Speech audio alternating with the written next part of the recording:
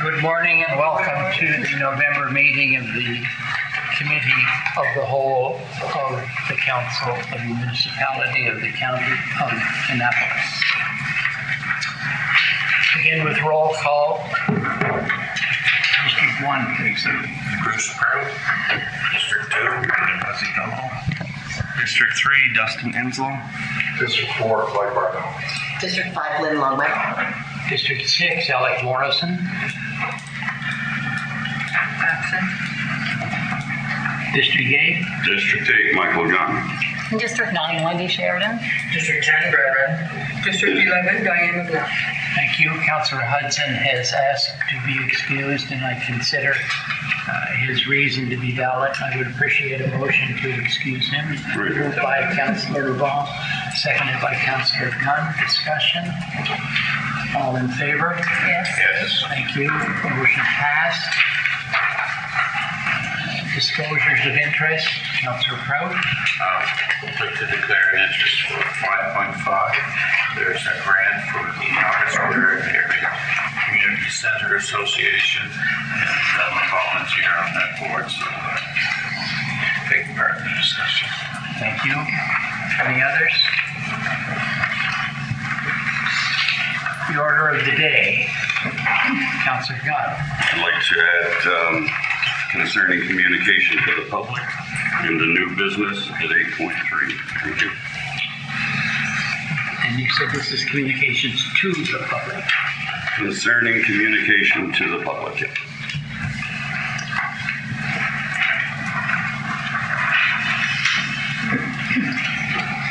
And would you agree that under that we would also talk about communications from the public while we're discussing that?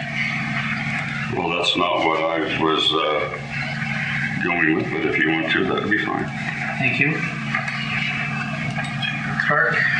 Yes, I'd like to add as item 6.6, the November 6, 2023 Habitation Community Area Advisory Committee recommendation.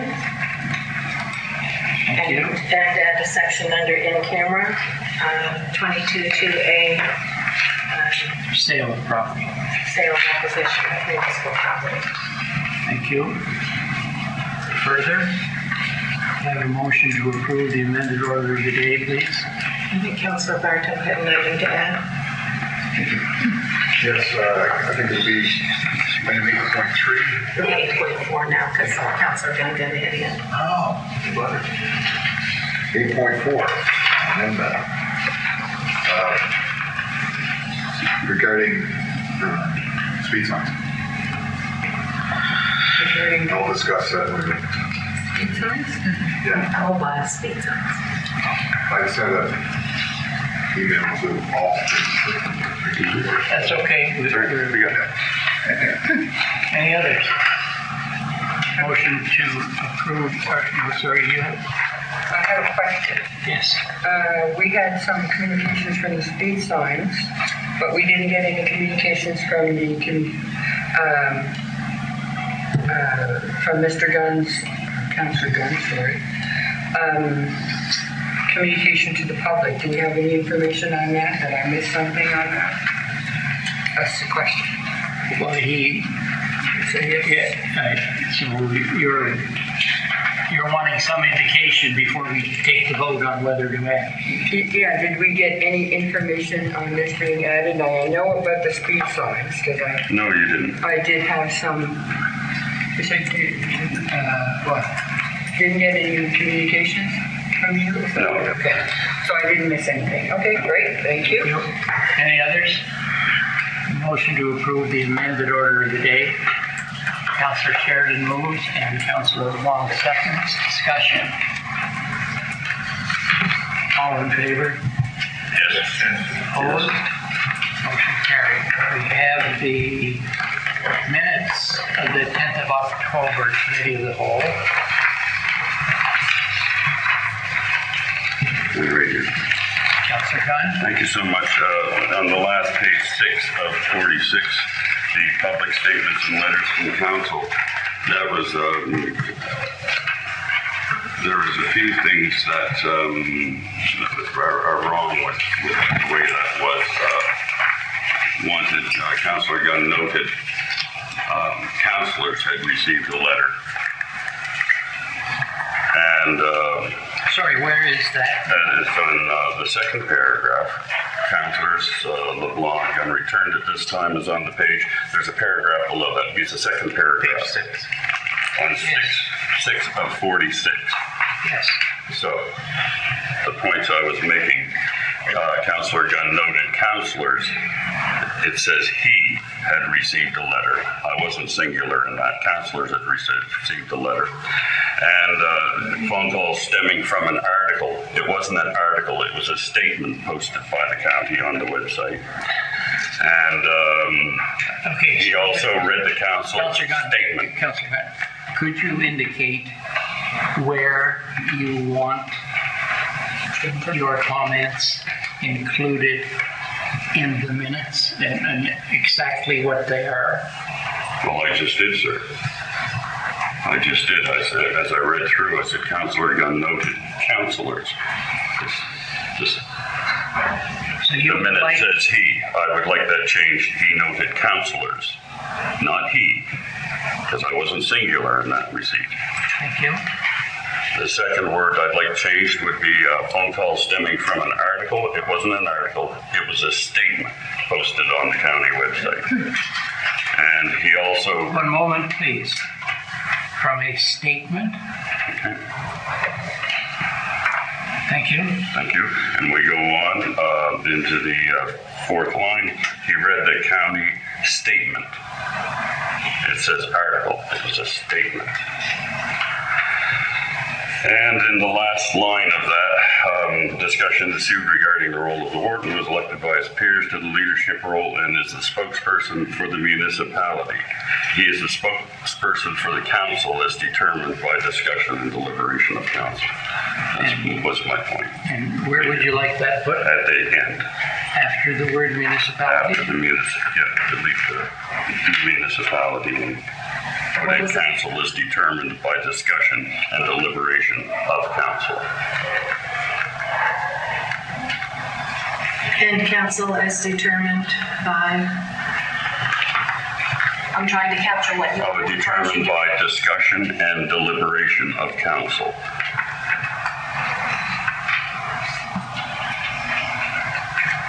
If you'd like me to read the and as a spokesperson for the council as determined by discussion and deliberation of council. And that is your view. That was the statement I made, sir. That's what I have written. Okay, so that paragraph should be worded to indicate that was Councillor Gunn's view. All right, thank you.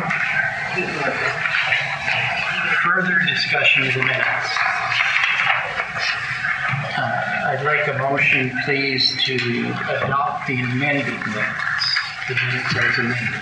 Councillor Gunn moves that. Councillor Longmire seconds. Discussion. All in favor? Yes. Thank you. Motion carried. We move now to information and staff reports. Page 7. A report to council on municipal water system assessment reports.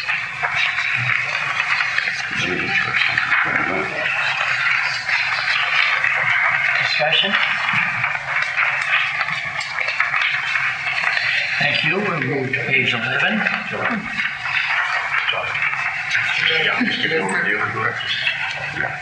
Sure. Yes. Okay, thank you. This is the third in a series since Nova Scotia's drinking water regulations came into effect. So the first one was completed in 2003, then 2013, and now 2023. It's a requirement under the Act and regulations to undertake this report.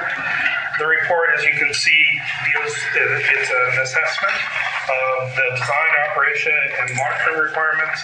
The design also includes the water management plans, et cetera, and how everything is tied together. So the department wants to get an overview of everything. On top of that, you know that we are doing daily, weekly, monthly reports to environment, as well as an annual report every year on water quality related issues.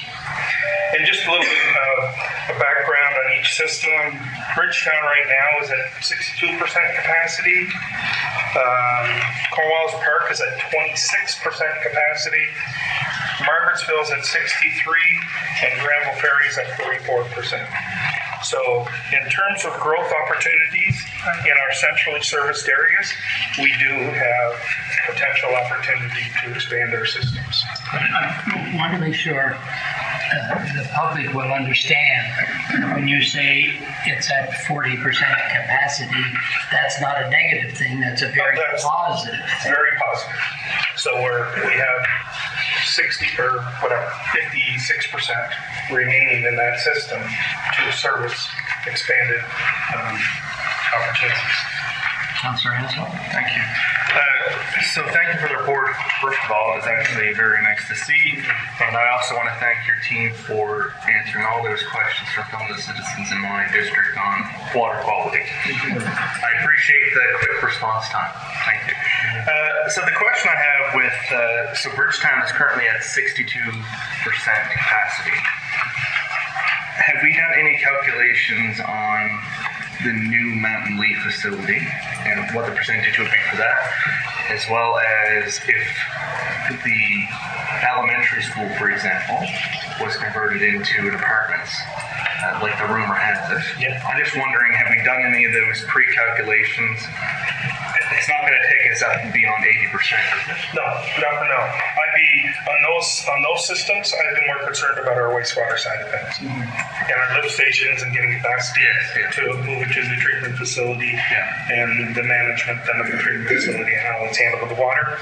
We should be okay. But every potential opportunity that comes in that Linda gets, she sends it to us for review, and we do detailed assessment. That would be a requirement of whatever the proponent is to assess our infrastructure to make sure, you know, we review their assessment, we do our own assessment, and make sure they all know. Thank you. And just if I may, I mean, Mountains and Meadows was built a long time ago, a very inefficient water system in use. The new facility is going to be a little bit bigger than the old system, so we factor in the new buildings will be much more energy efficient, much more water conservation.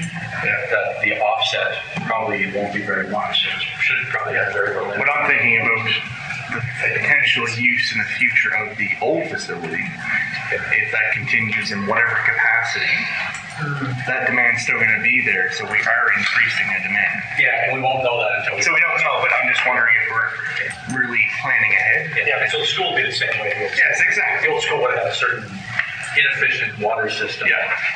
So if you put a new system in there, there will be some water usage, but whether it's going to be more than the old one, we won't know until the actual system is removed.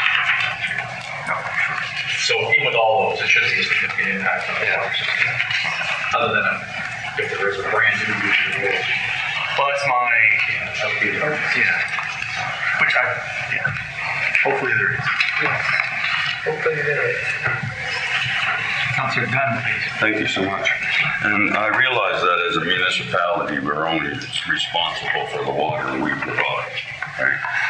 But has there ever been any thought that we should be letting people know that if they have a drilled well in the valley floor, they should have their water tested for the presence of uranium and arsenic? And I think that should almost, I've said that for years, that should almost be a public statement on our website or So something. that's a very good point, and not just for the chemicals, but the acute issues are bacteria, and how many people assess their well every year for bacteria and E. coli contamination, because when they do have it, the chances are they're contaminating their own well.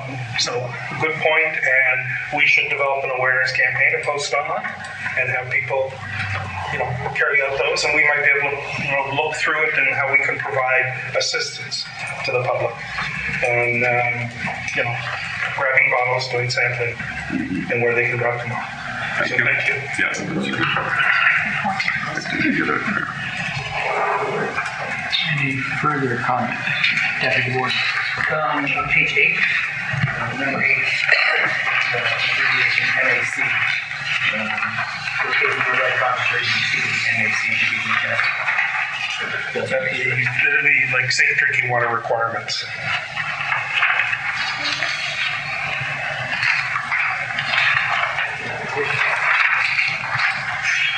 Further comments or questions? And I do have each report. It's 200 pages long. That if anybody would like to go through them, I have copies and be glad to sit and go through them with you. Thank you. Thank you. All right, thanks, Jim. Okay. Page 11, Deputy Warden.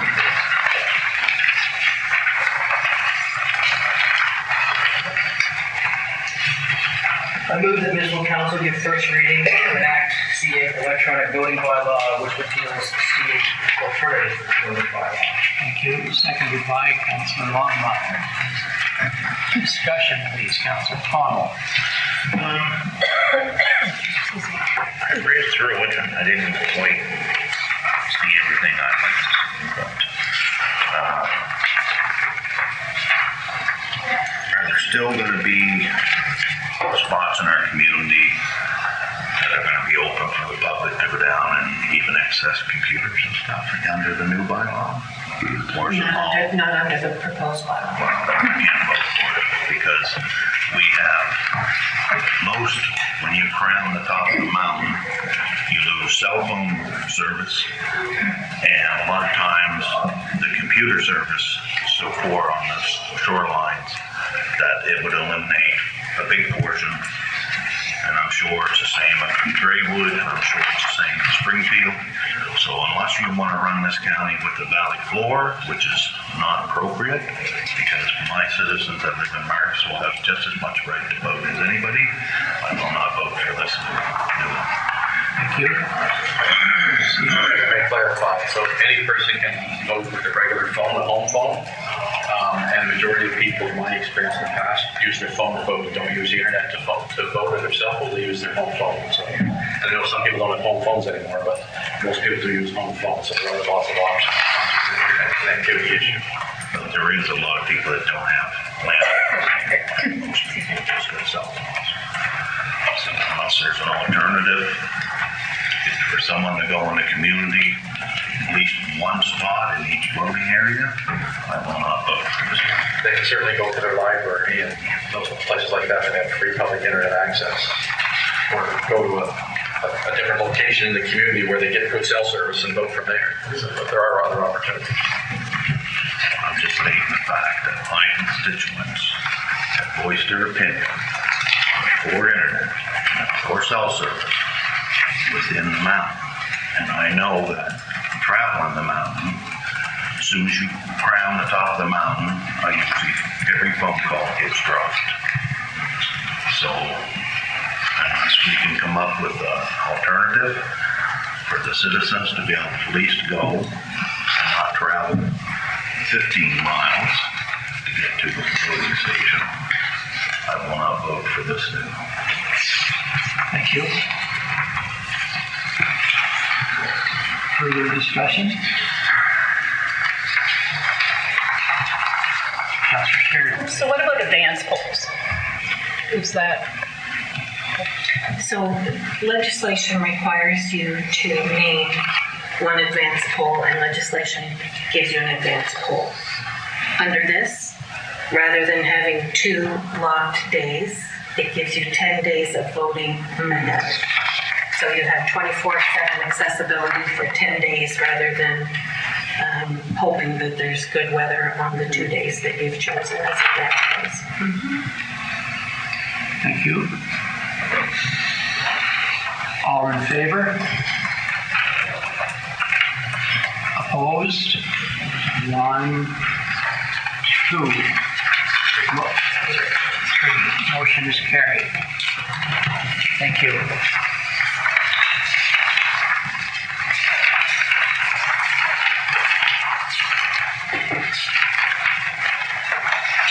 We're now on page 26. committee policy.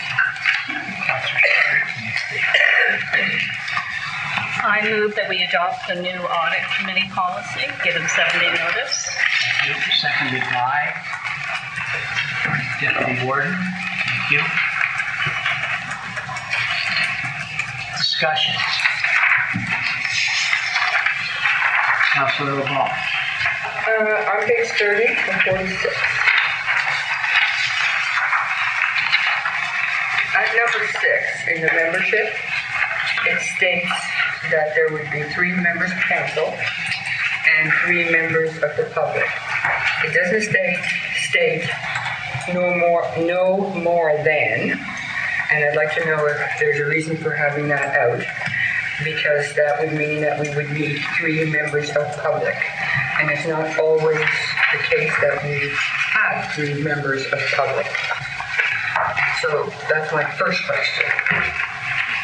So is that our intent is that this committee needs to have those 3 members, and if not, what happens?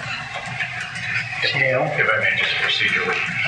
So the terms of reference indicate 3 members of council, 3 members of the public. If any position is vacant, it's simply vacant for that meeting, and the quorum is established based on the actual number of people that are appointed to the committee. So the ideal goal is to have 3 members of the public and 3 members of council, but for some reason, if council doesn't appoint 3, there's not 3 members of the public who are appointed, then the committee still meets and carries out their business with the fewer number until the time. And they continue on, and then we'll continue to advertise to fill the full seat. Okay, so they would cause no problems or delays. Just want to be clear. Okay? Thank you.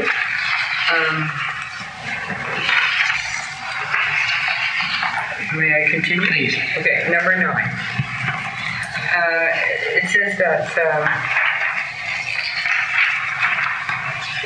except to the extent that the chair is otherwise determined by statute, bylaw, or policy, municipal council shall appoint a person to serve as chair of the audit committee after seeking the advice of the nominating committee. We'll stop right there. That's one avenue, correct? The way I see it. And then the second avenue is if municipal council does not appoint a chair, the committee shall elect a chair from one of its members. Well, I see that as 2 different things. Nominating, maybe seeking or choosing for a chair, and then I say, well, then it's municipal council choosing a chair.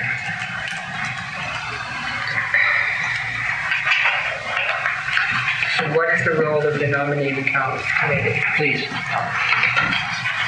So generally, council makes decisions based on recommendations that come before it, but council is not obligated to adhere to those recommendations necessarily. Correct. And it may be considered a good thing by nominating committee to make a recommendation for a specific reason. And this allows the ability for nominating too, if they see for some specific reason that a person, it would be a good recommendation for someone in particular to be chair of that committee. But it's not a requirement for nominating committee to make a recommendation, nor does council ever be bound by the recommendation of nominating committee. So then leads me to my other question. May I continue? Please. All right, so we have 3 members of council. I don't disagree with any of this, except I need a little bit more clarification. And 3 members of the public. How are we choosing? We choose, councillors are a different way of choosing what their interest is, what they would like to be on, compared to the public, their interest as well as their ability. Are we dealing with this one as ability because we're going from 11 to 3? So is this going to be a criteria that has to be done the same way as when we ask for public volunteers for this committee? That's my question.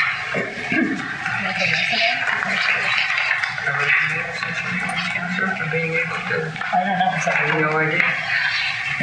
I'm sorry, my answer is going to sound a little bit like a sidestep in this regard, but council is a political body, And so it would never be appropriate to confine council in its decision-making. And the decision you make at one point in time, considering all of the circumstances before it, might not be the same decision as 2 years down the road. So I would say that this is up to council to discuss and decide. I agree. Thank you. I'll leave it at that. Maybe somebody has more questions. Thank you, Councillor Gunn. Thank you so much. Thank you, Don. So I go to page 27 of 46, and I go to the third paragraph down, the proposed policy structure and all this, and that's kind of when I read this, I must have missed it again, which I usually do. I think it's a good thing because, you know, I wonder how much quicker audit committee meetings will go if you don't have people like myself who really we're not literate in public sector financial statements reading. I mean, our own financial statement at the end of the year we go through, and when we're setting budgets and that, and I can basically stumble through that. But I know that I've wasted a lot of time with questions that are basically right in front of me, the answers to them. So I think 3 councillors with a bit of understanding about, or a little more understanding in public sector financial statements would be a good thing. Right. Thank you. Thank you. That's all I have to say. Further discussion? I'll just wrap it up. Okay. Basically, I do totally agree with this because it is more of a committee that would have people that have the capacity, the interest, and the knowledge to continue. I've thought about this for years. I've asked about this, and I agree totally that it is a good way to go. Thank you. All in favor?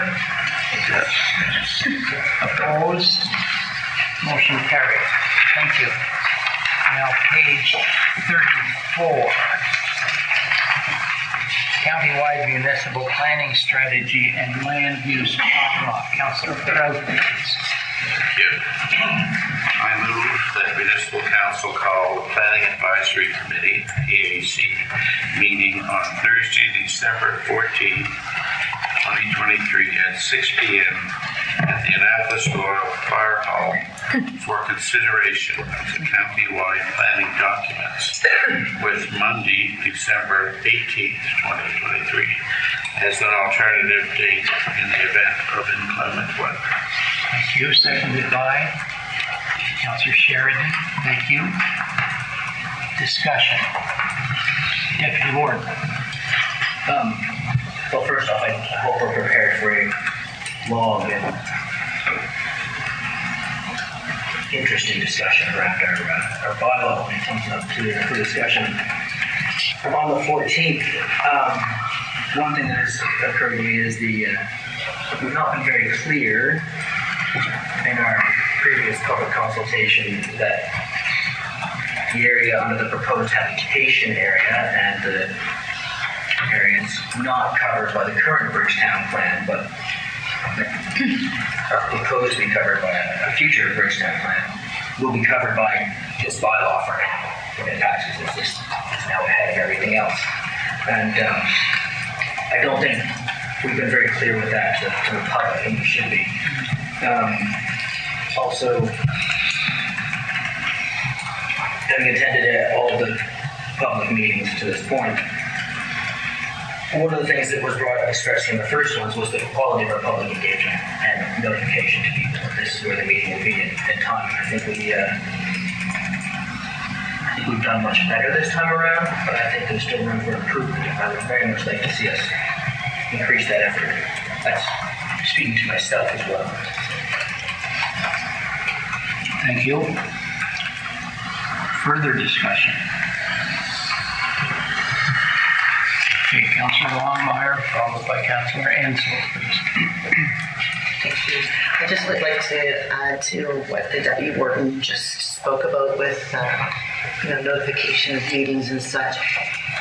when we are going out to halls in our communities, and if they do have a meeting board or a advertisement board, we should try to use those longer in advance than the day of or the evening of a meeting.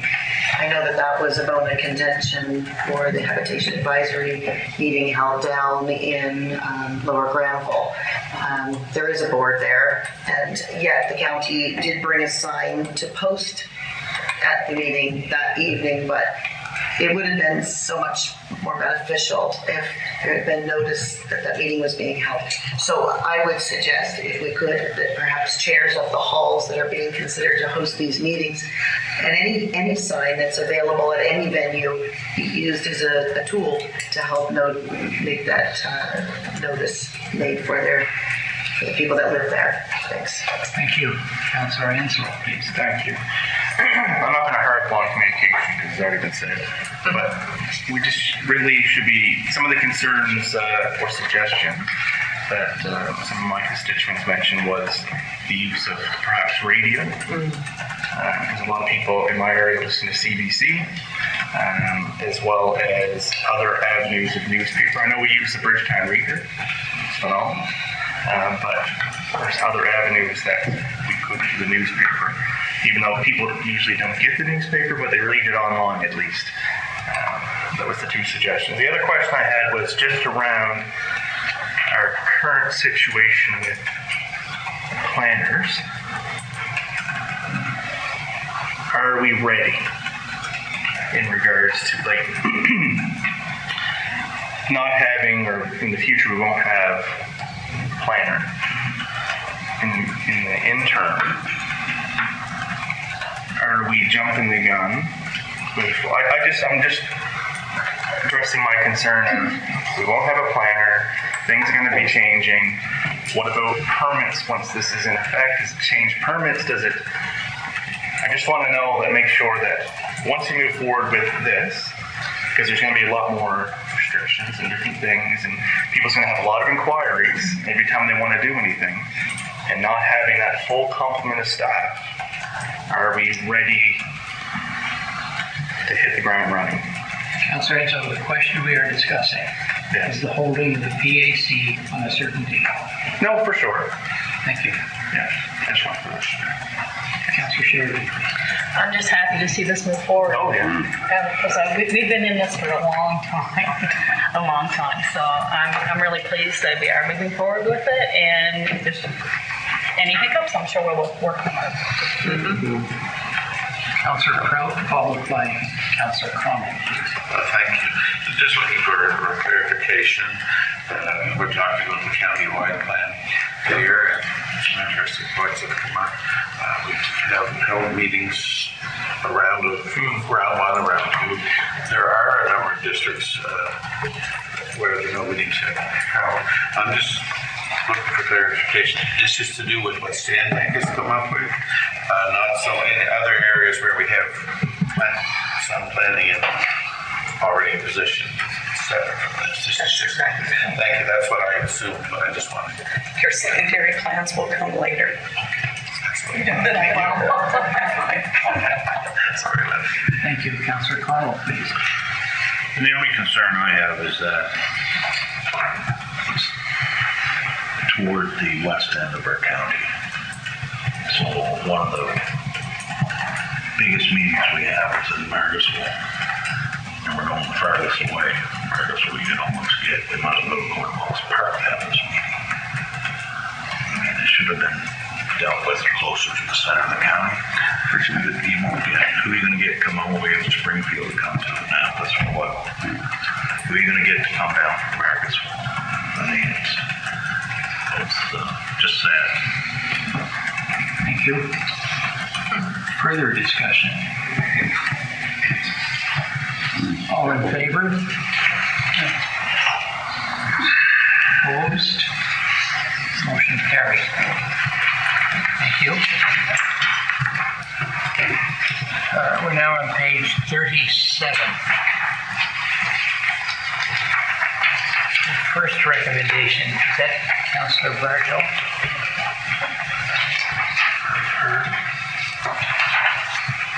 8:37.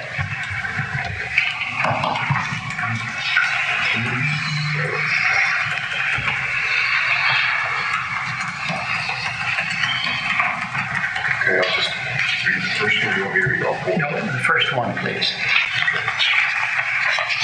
The municipal council approved a grant to the Granville Ferry Community Association in the amount of $2,400 to support upgrades and repairs to the hall in accordance with AM 1.4.9 community grants and Walls and Centers Assistance Program.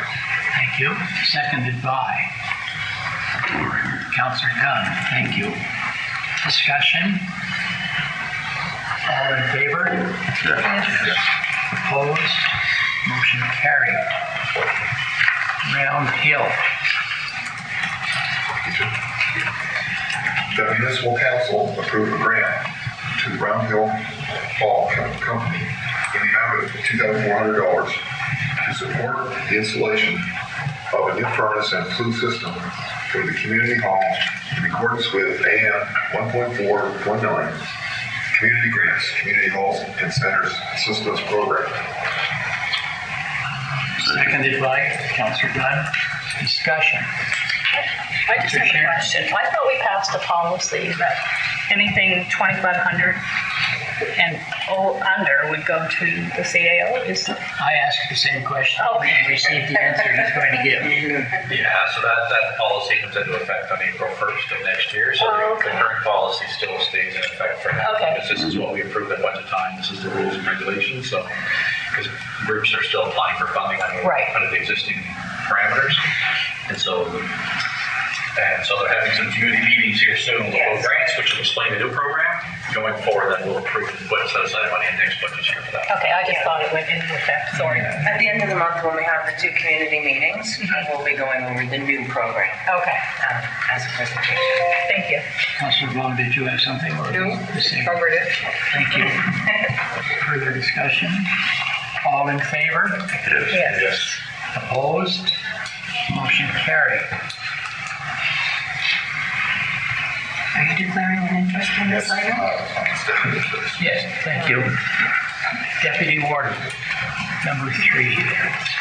I move the municipal council approve a grant to the Melbourne Square and Area Community Center Association in the amount of $2,400 to support the installation of a heat pump for the hall in accordance with AM 1.4.9 community grants, community halls, and centers assistance program. Thank you. Seconded by Councillor LeBlanc. Discussion. Councillor Conwell, please. I just wanted to say that this is nice to see they got this because they were broken into. Someone stole their heat pump inside and out. They just cut the lines, stole it.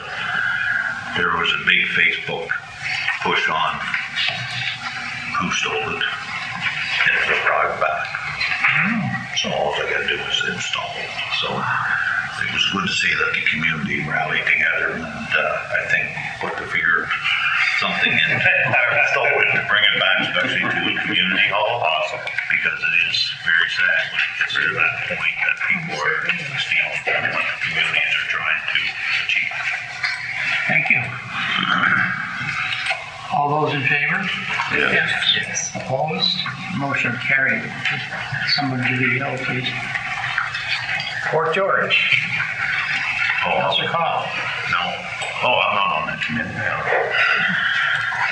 I move that municipal council approve a grant to the Port George District Lighthouse Society in the amount of $2,500 to support seawall restoration and repair to protect the lighthouse in accordance with AM 1.4.9 community grants, capital projects assistance program, small project matching grant. Thank you. Seconded by Councillor Enslow. Discussion. Councillor Gunn. Thank you so much.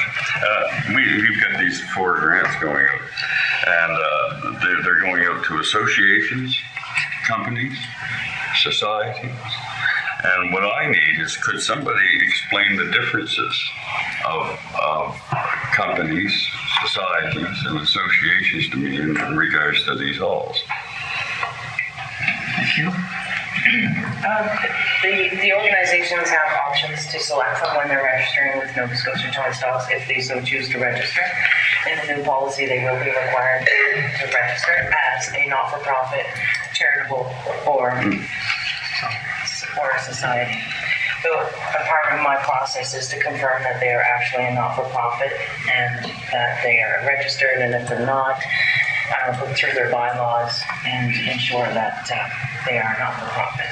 Not-for-profits and the charitable status is pretty straightforward. There is sometimes confusion on not-for-profits and whether you can make a profit or not. Without getting into too many detail, I can provide you with specific definitions if you like. Thank you. Thank you. Further discussion? All in favor? Yes. Opposed? Motion carried. On this subject, I spent most of the month of August and some of September and some of October with a staff member going around and giving out checks for the grants that were previously approved. And in nearly every one of them, I said a few words about the importance of community halls in our county. We don't have schools every 3 kilometers along the road anymore. Churches are being converted to businesses or to residences. And what we have to hold together the fabric of the county is the good people who look after these community halls.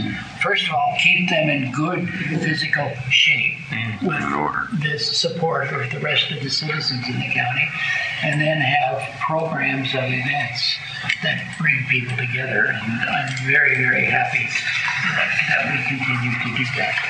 Thank you. Page 40, please.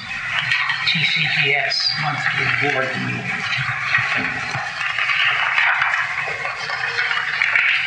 Comments? Thank you. Page 41, Annapolis Valley Exhibition Board. Comments? Deputy Warden. So since I submitted this report, we've since set the date for the annual general meeting, which is December 7th at 7 p.m. upstairs at the Lawrencetown Fire Hall. Thank you.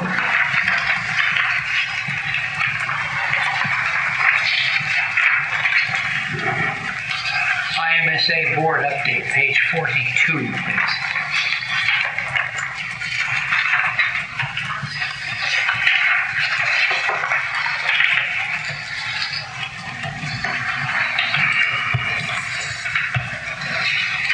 I have a question. Is there any date in mind as to when all of this will come together? No, that is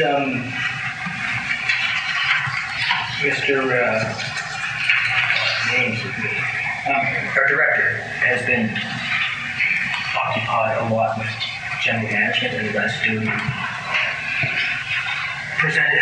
developing the platform for us to have a final agreement on, because we haven't had a financial person. And so now having a financial person, I think this is the 3rd or 4th time that job has been advertised in the last year and 4 months. So he's hoping to make a lot more progress now that the financial individual process. Thank you. Councillor Cotw, please. It doesn't mention anymore when I read this that they're still considering a joint organization with King's Transit and Valley Waste. And my memory tells me that we expressed our concerns about that we never were a part of the ownership of King's Transit, and there's reasons behind that. We always just paid fee for service, and it doesn't really say in the reports anyway, it doesn't really say if they're still working on that to connect those two together, because sometimes when I read the report, it makes me think that we've already committed to join back to Valley Waste. but we haven't. And I think that was one of the sticklers that was holding us from doing anything was that they were combining two services together, which we were never part of one. We were just fee-for-service. And I understand that we can continue on fee-for-services to Valley Waste too, but it just, in the reports, it doesn't give any indication that they're still working and headed in that direction. So broadly, there's been no discussion about it. There's offhanded comments on maybe we should consider this when we go to develop this, whatever our final agreement looks like. But it's not been discussed because we've been being understaffed. Because we've seen an interim manager at Valley Waste, and we struggle for this to fill this financial position. It's been mostly involved with just running day-to-day operations, and we've not had the time to really spend it into a community conversation of what that final agreement will look like. As I said, there's occasional references, more just for us to mentally make a note of when we want to have that conversation down the road. But it hasn't come up, which is why it's not in your report. I can put together some of the comments that have been made if I take it away for the next one. It'll be good.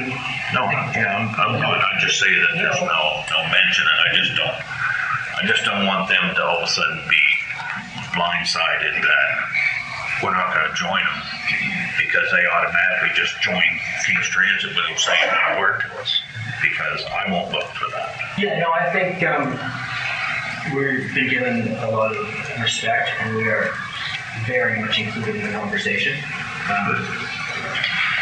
More than they probably necessarily need to sometimes. And around this extended producer responsibility, there's potentially some contract implications and things like that, and we're doing very due consideration. Thank you. Councilor Sheridan. So regarding the King's Transit, it says ridership is up 41% year after year. So it hasn't been in the past. So it just seems like all of a sudden it's increased a great amount. And what is IPC Phase 1? So year-over-year ridership is, I think we're just now getting to pre-COVID levels for ridership in general. I would have to check the numbers on that to really sure what it's it, but yeah, like we're pretty much just getting to pre-COVID numbers. And the IPC funding is those electric bus funding that proposal was given to us about a year ago that we didn't opt into, but the mileage, because we're a customer, the mileage, passenger miles, all the way out through Annapolis County and into Eby County, King's Transit used to use for their application, so they've still included us in their application as far as the funding proposal goes ahead. And so yeah, it's part of that. The IPC Phase 1 is public consultation and development of a plan, and then Phase 2 is, should that plan be successful, the actual funding of that plan. So that's when you actually go about your fiscal assets. These are full electric buses or hybrid? They want to do electric buses maybe in like downtown Canfo, where it's very restricted, short routes, and you're more stop and go, so you have better recharge, and they're still looking at hybrids for other places. Yeah, okay. There's some really big transit systems rolling around the world that are all electric, so there's lots of good data out there. I'm privy to comment on that, but they're thinking more hybrids put it this way. Okay, thank you. Councilor Ansel. Thank you. I just wanted to point out the fact that they did, or I saw personally, a lot of the public engagement meeting, and in that brochure or whatever came out, it said what the different options and where they were going. So at least they're doing, I think they're doing a good job of interaction, but everyone, including us, can always improve. Thank you. That's the board. The meeting's tomorrow, if anybody has specific questions or concerns. Oh, I do not. Okay, we'll move to page 43, Southwest Nova Biosphere Region Association Board Meetings. Comments?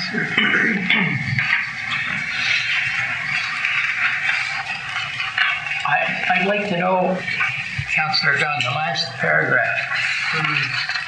The association is going to plant 2 billion trees.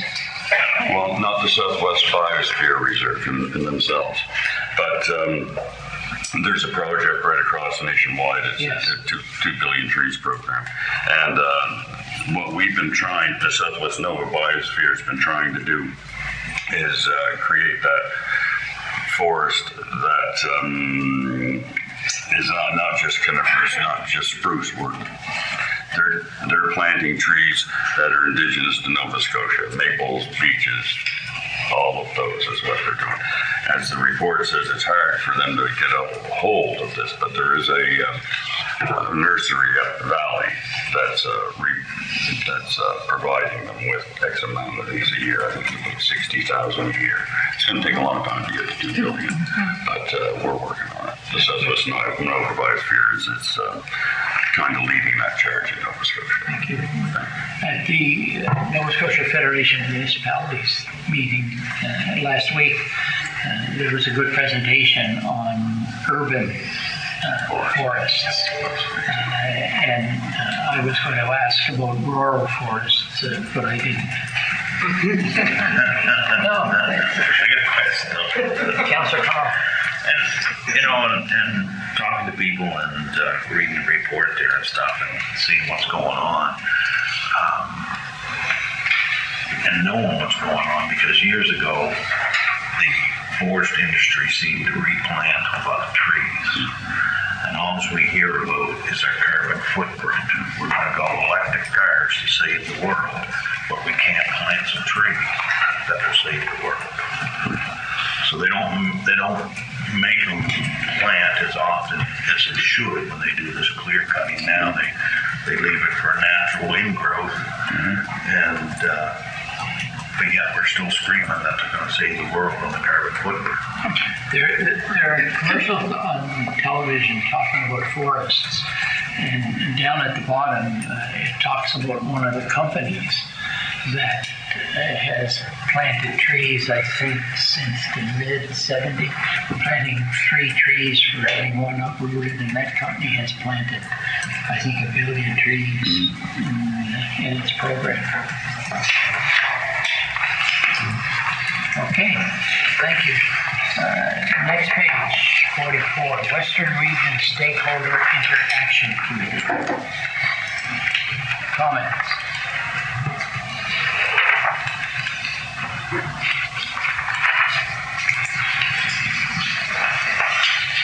I would make a comment that there was one article I've reported on in here is the Mersey Wind farms out there.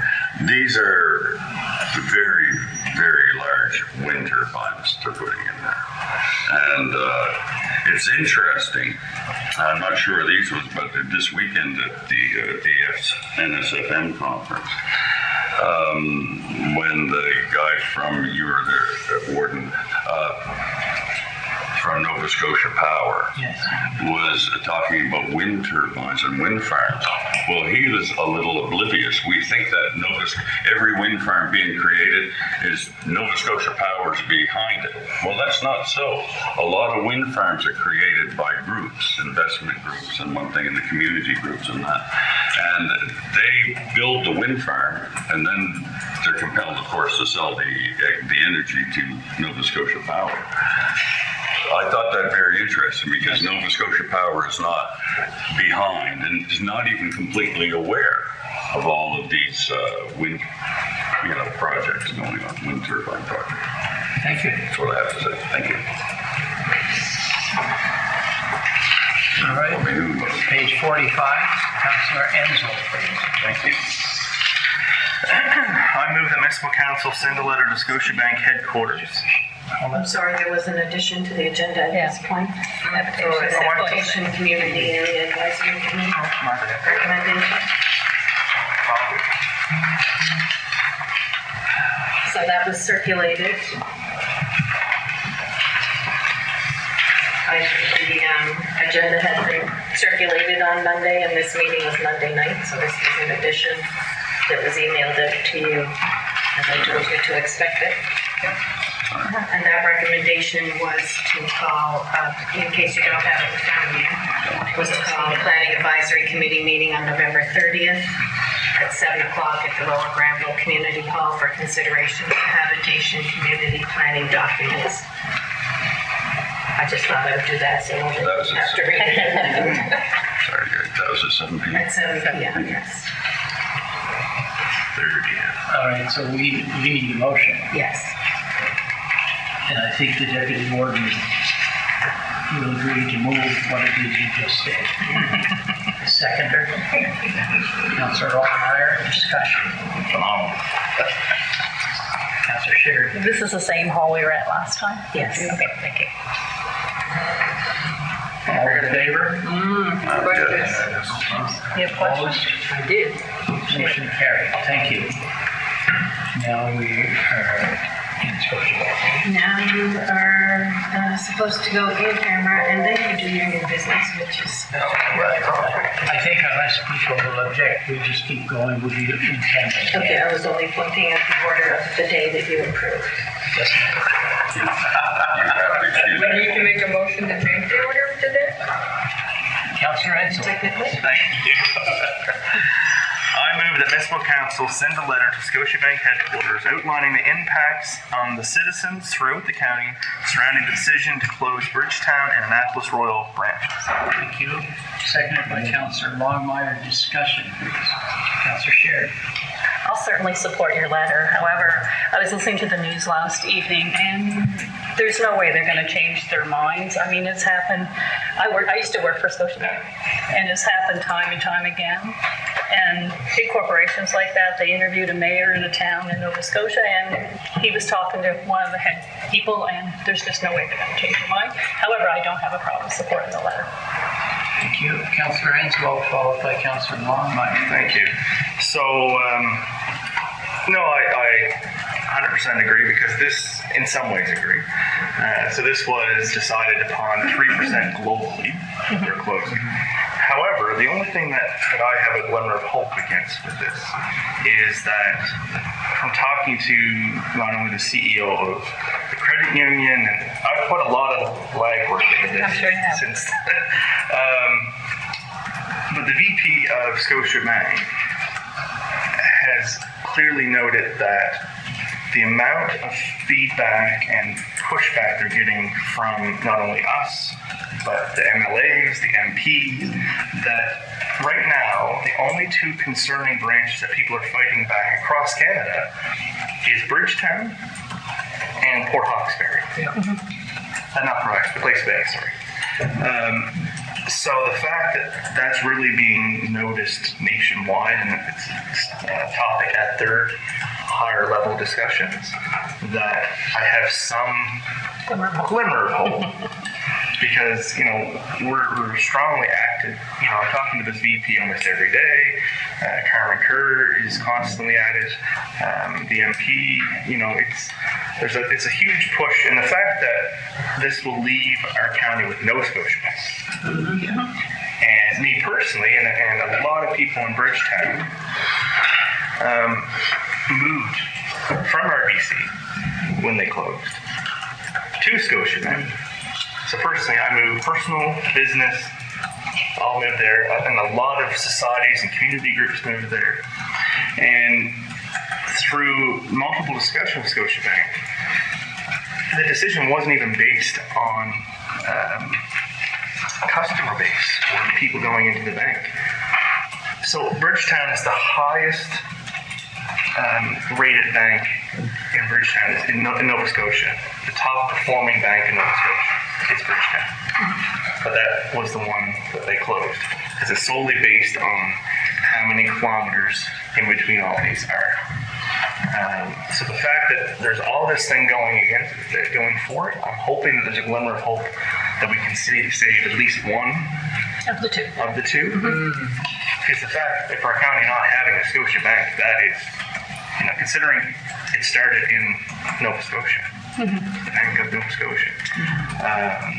So I think that this letter of support may help a bit. Oh, absolutely. And also, it's one of the reasons we're here is to help support our citizens. So, thank you. Thank you, Councillor Allmeyer, followed by Councillor Sheridan. Thank you. I really can't add much more to what Councillor Enslow has said. I mean, he was pretty good at explaining, what this support is coming from our county, knowing that it does leave our county without a Scotiabank. I would just like to elaborate on a couple of points around, as you see in the news and the media, statements of consistently more and more people are doing online banking again. Although Build Nova Scotia is going to get busy with their $45.3 million to ramp up support with internet services and cell service and hopefully provide that to 99.9% of persons, we're still in a really frail time where people just do not and cannot either afford internet and the commodities in order to do that transaction. And as well, we're living in very desperate times where food is expensive, fuel costs are up. Transporting one person, in a vehicle to go to an hour away bank is really tricky. Leaving communities without ATMs when it's a $3 service fee, when diabetic medication is not always covered for people. It's again just adding more layers of real concern to the already tapped out person.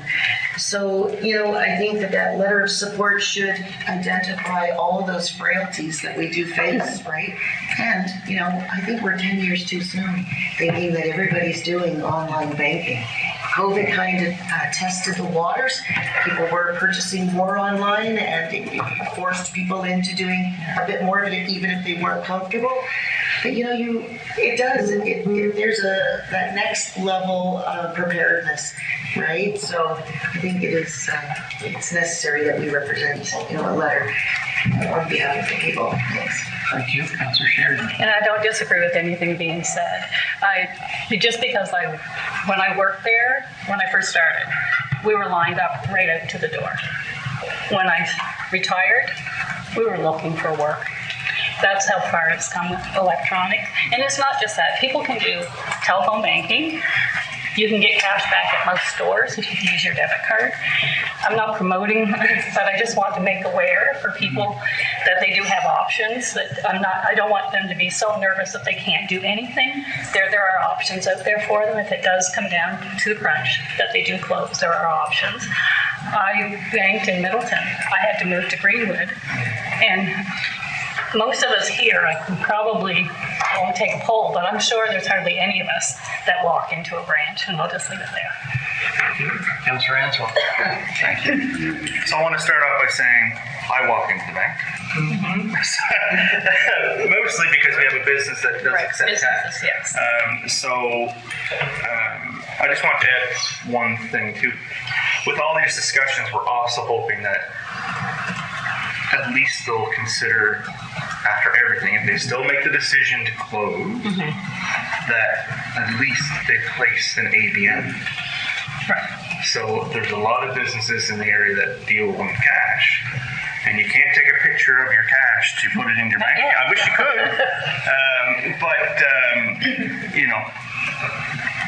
it's hurting a lot of people. And they did mention during the many meetings I had with them that it is the way of the future, which,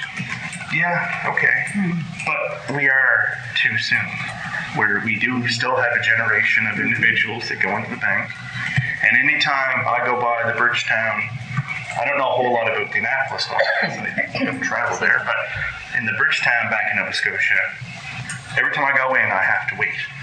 There's always a lineup out past the ATM. And so it is still used. And the fact that the decision was made not on any type of interaction, which blows my mind.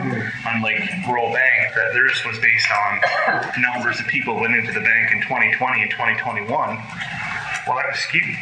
We couldn't even leave the house, let alone go to the bank. No, so I'm going to leave it there. It's a very important topic, I feel, and not only does it affect me as a counselor, but it affects me personally. And I haven't really met a battle that I backed down yet. So, thank you. I'm supporting you in your battle. Thank you. Councillor Bradshaw, followed by Councillor LeBlanc, please. I agree with all the comments, especially where you should not have to leave the county to go to the bank. A lot of people, especially the elderly in that generation, are just going to be, it's going to be devastating for them. I, as well, whenever I go in the bank in Minneapolis Royal, I never walk right to the teller. There's always some ahead. And so it's well used from my point of view in that perspective. So I'm not sure at this point what we can do to convince the corporate level to see reality in our area.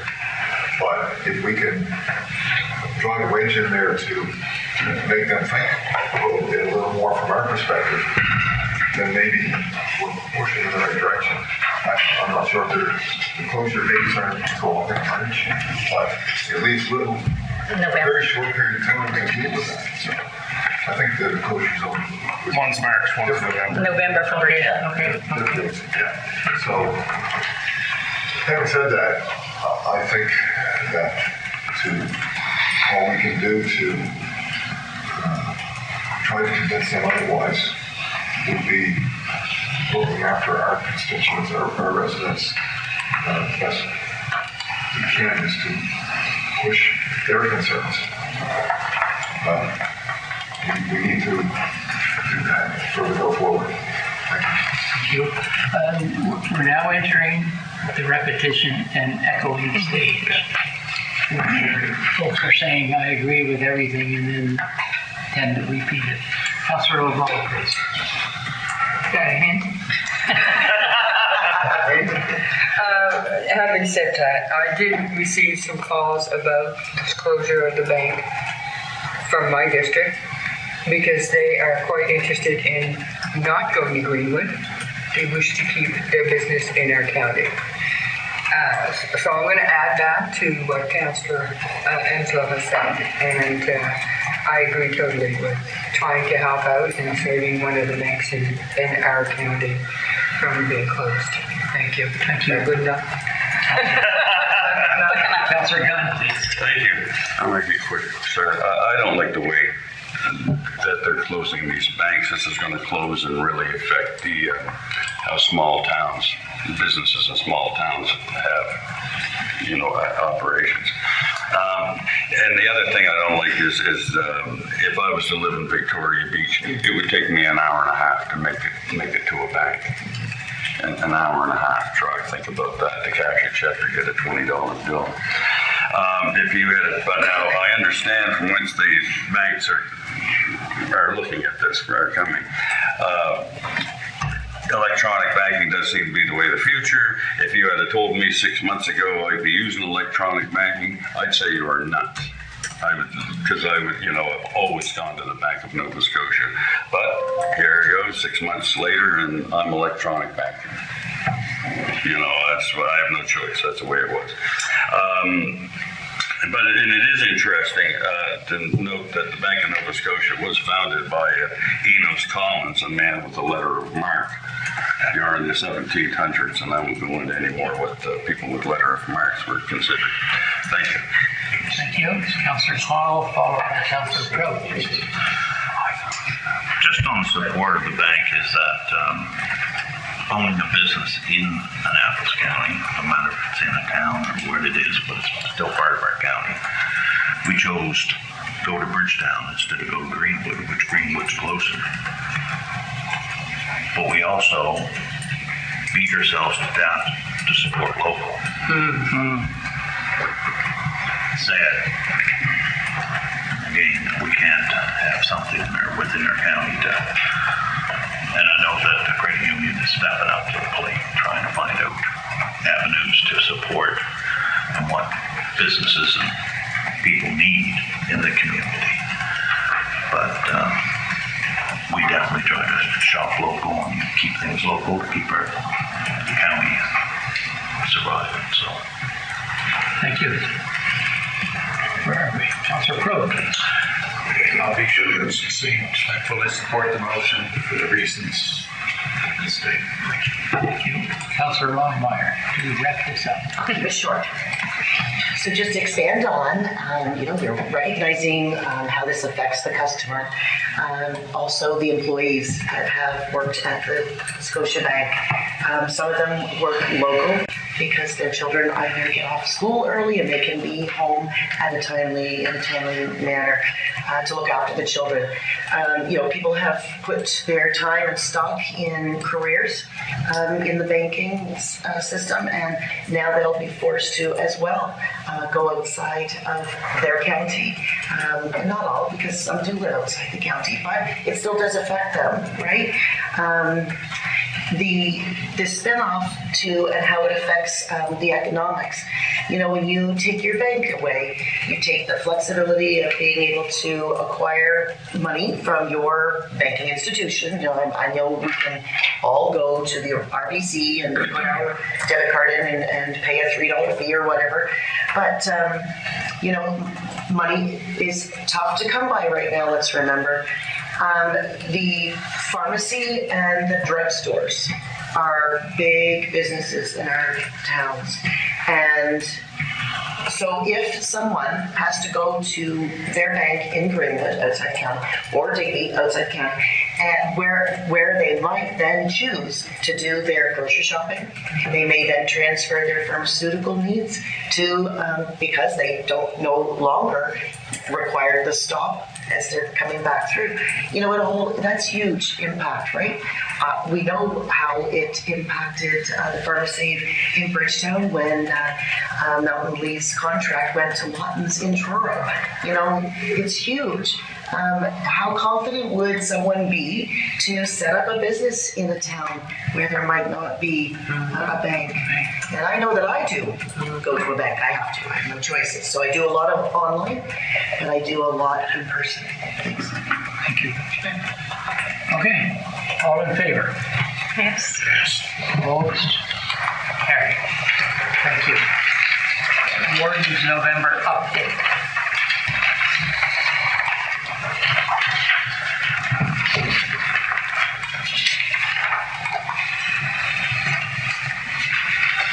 You can just ignore the last part of the last paragraph. And I'd like to point out that in the paragraph beginning on the evening of Saturday 4 November, I elevated one of our staff members to possess a family name, which is important in history, but which he doesn't bear. So it's Zach Cromwell, not Zach Churchill.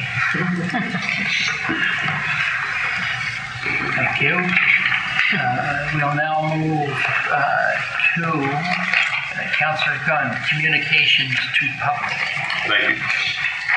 I continue to receive phone calls from our constituents about the warden's statement in September addressing the 1 million March for Children protest. I have 2 points to bring up about this. First, I have brought this up in council 5 times in 7 years, and I feel I need to bring it up again. John Peters Humphrey, a famed Canadian legal scholar and one of the authors of the Universal Declaration of Human Rights, said that citizens can do anything except that which is forbidden or proscribed. But governments can only do that which is prescribed, or in our case, written in the Municipal Government Act. If it's not there, we can't do it. We can't. So, to commit on the choices of people with regards to their children's education, we have no jurisdiction in this area. We don't. To criticize their motives or pass judgment on their choices concerning any of the fundamental freedoms, we have no grounds. These topics are outside the perimeters of the MGA and are none of our affair. I explained this to the warden in my letter, also dated September 20th. If we don't all understand this, then we need a direction. on the same page about what our duties or responsibilities are, then we need to consult our lawyer for the municipality. Because if we aren't facing the same direction, we can get into all kinds of trouble. There's no reason for that. Let's get informed. Secondly, about the warden's statement. We have empowered this learned man to speak for our council. Anytime a person is put in charge of speaking for another group, it is their duty to make certain that they are in fact representing the group. So when I'm asked to make a statement on behalf of the Forestry Committee, for example, I make certain that every word I say represents what was discussed and agreed upon by the committee. And when I'm not sure, I check the minutes from the meeting and make sure of it. This is not unreasonable or micromanaging. To expect that how the warden represents council is representative of what is discussed, deliberated, and decided by council. And in truth, I don't believe that expectation should feel offensive to anyone. It's reasonable. Those are the 2 points I'd like council to consider and discuss. Thank you. We've discussed this matter once before. So I will move on to Councillor Bartow, please. Okay. I have an issue which has 2 motions attached to it, deal with them separately. It's regarding some comments and expectations of the use of electronic speed signs. The ones in Red Ferry. Could you make your motion? Oh, sorry. Or your first motion? Yeah, first motion. That the 2 electronic speed signs located in the village of Granville Ferry be left permanently at that community to maintain the positive impact they have had for traffic calming and safety for the residents of that community. Thank you. Seconded by Councillor Gunn. Thank you. Please. The community, I think, related to traffic calming, I believe, at least since I've been on council, has been the only committee that is so concerned that they've reached out to me, the Department of Transportation, the RCMP, having not received favorable response because of the safety issues in their community. Actually came and presented to council twice. So it's not on a whim.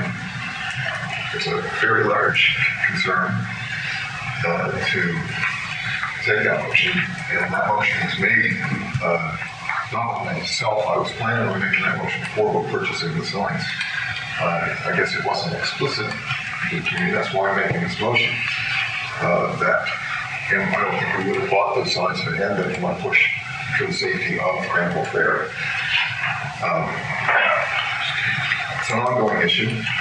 Those signs have proved that there is temporary calming effect. I know they're not cheap. Maybe cost prohibitive, but what do we spend in each of our communities around the county? What price do we put on safety? If it wasn't for the push of the citizens, it wouldn't have got to that level in the original onset. If removed and relocated out of that community, there will be an uprising by the citizens of that area because they don't feel that we did enough on that issue. But very appreciative that we went to that level to help control that speed issue. And I know that when they're moved out of there, going to be like they had been there before, because people don't see that. I think every one of us driving down the road and comes upon one of these signs, you look down and you're obligated. And you realize, oh, I better slow down. So they work. They're in locations in towns and villages now. And then those locations where they are, they're permanent. They're not taken out or circulated around the area. And the reason for that is they're doing a job. I think it would not be in our best interest if we did not continue to leave them in those current locations.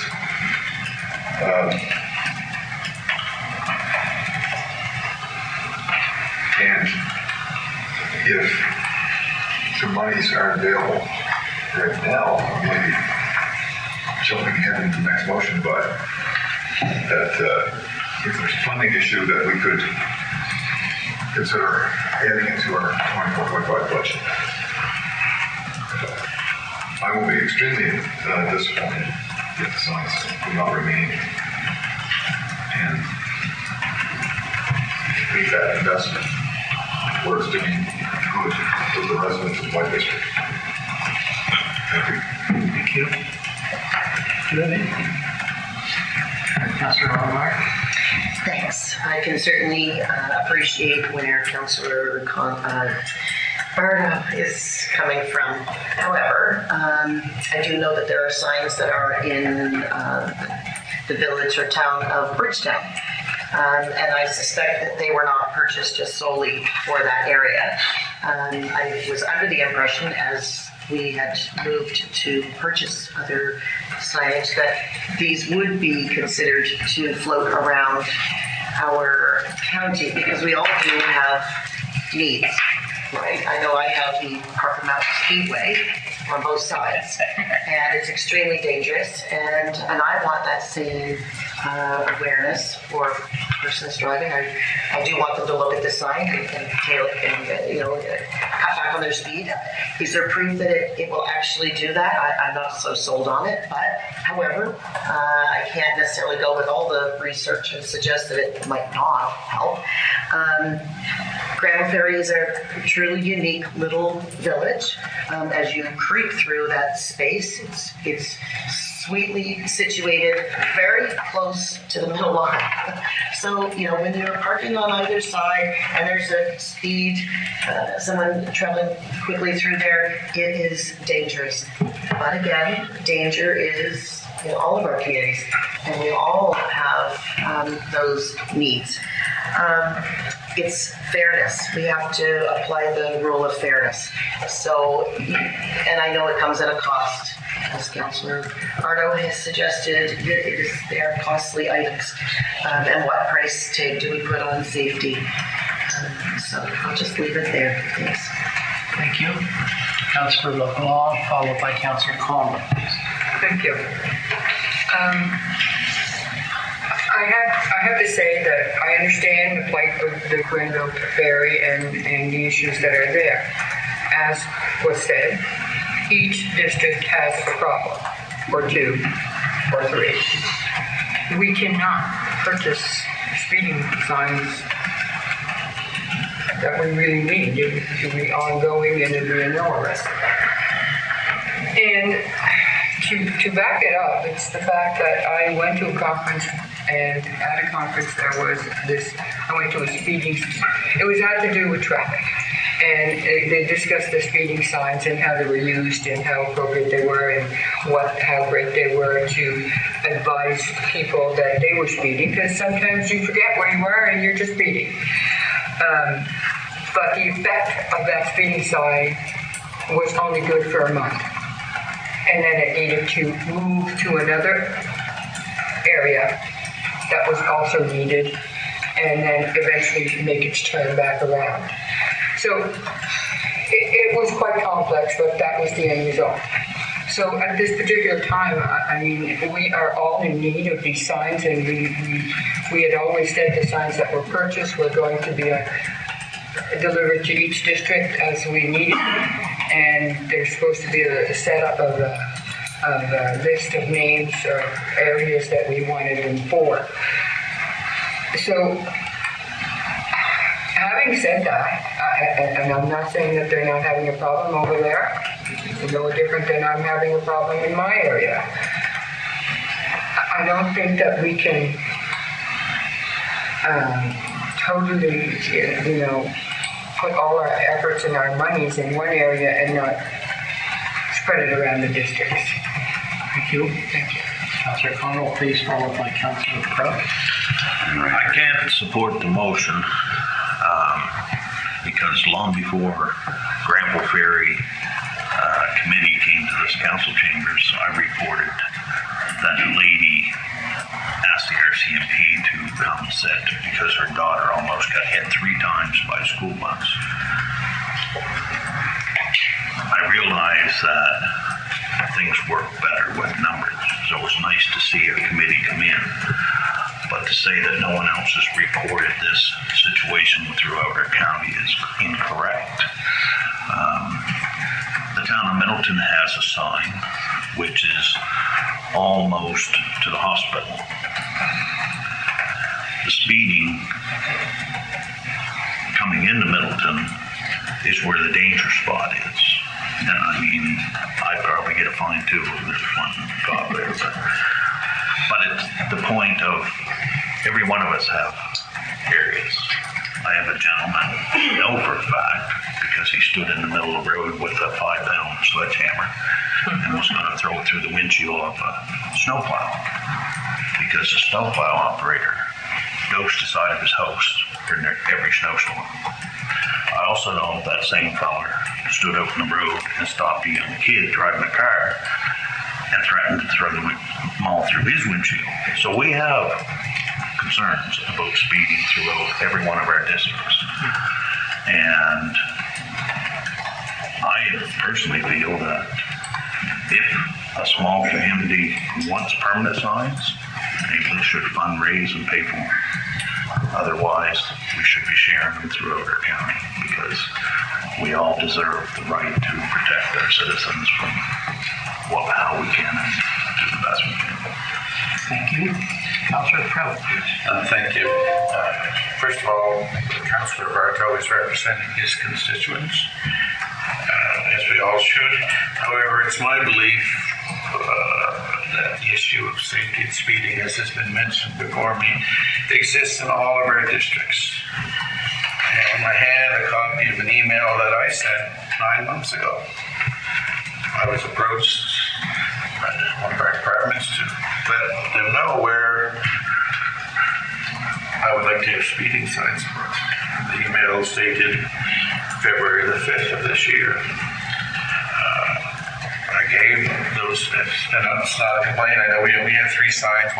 We had one that's not working and so on, but the need is there. We have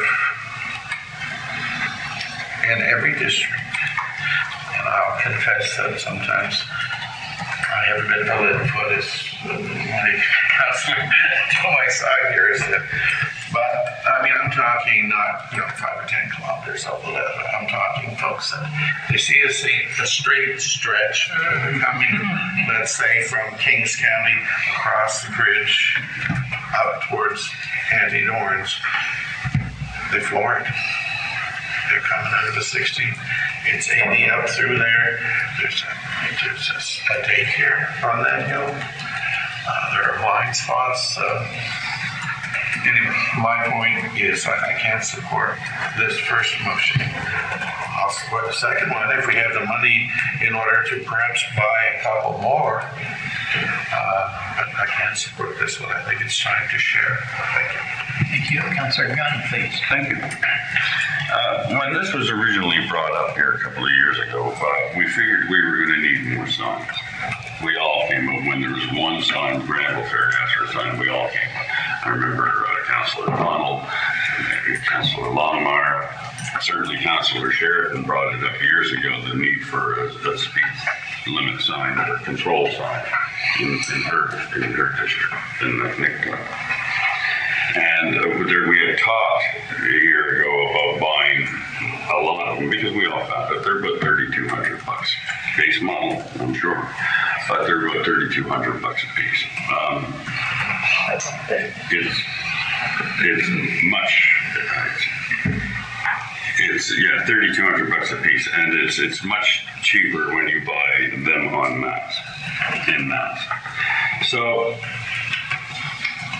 Yeah, we're all looking at it. Cotw, Parker's Cove, and Bear River, by the way, needs another one. We've got one coming down the hill. It's wonderful. It slows them coming down the hill a little bit before they hit the village.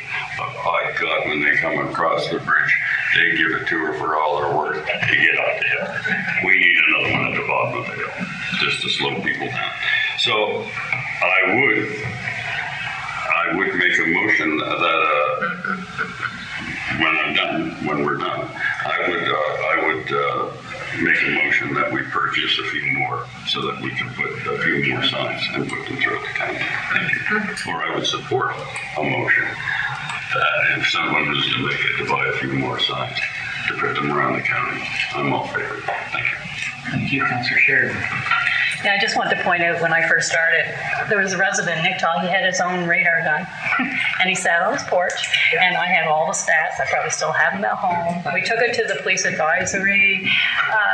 It wasn't just 10 kilometers over. It was massive amount of kilometers over the speed limit. There was nothing done. Like, maybe we should hit the province and say, anytime you put a speed sign in, it has to be flashing because it's everywhere. You know, I get what everybody is saying. Safety is important. And if we could all have one in our district, there's many roads. We're not gonna get enough signs everywhere. I don't know what the answer is, but if certain communities want them, maybe there's a possibility they can be area rated, community rated, or whatever. If it's that important to them, I realize that's another issue, but I can't support one community knowing what goes on in my own community and the other 10 communities involved. So I'll leave it at that. Thank you. All right, Deputy Warden. When I was at the mayor's quarters today, deputy mayor of a very large urban center in the Maritimes made a comment about their flashing stop signs. I need to get a bunch of those for my area. It's not just speed signs. I can't support this motion as it is, but it does occur to me that we should have several months of data out. Probably impose upon staff to maybe have somebody spend a couple hours with Excel and give some information about effectiveness and things like this. But it'd be useful in future decisions around various flashing road signs that are not our jurisdiction. But that's a whole other rabbit hole. Many lovely conversations I've had about. Here's my comments. Thank you. Councillor Longmire. Just one quick one. Thank you. The number of signs that we have currently is? 6. And where are those 6 located currently? 2 Bridgetown, 2 in Granville Ferry, 1 in Cornwallis, and 1 in Bear River. Okay, thanks. All right. Okay. All in favor? Have wrap up? Please. Just want to pick up from where it was mentioned that others had responded. I did not say nobody else had a problem. I did not allude to that at all. I said Grant Perry is the only ones that came and presented the council place. Nobody else. Community groups. Individuals, sure, they make comments, council make comments. Comments every day. But I just took exception to kind of, I was not lying. I was pointing out fact. Correct. Thank you. Thank you. Okay. All in favor of the motion? Could I get a motion? Yes. That the 2 electronic speed signs located at the village of Granville Ferry be permanently located at that community to maintain the positive effect that they have had for traffic calming and safety for the residents of that community. All in favor of the motion? All opposed to the motion? The motion is defeated.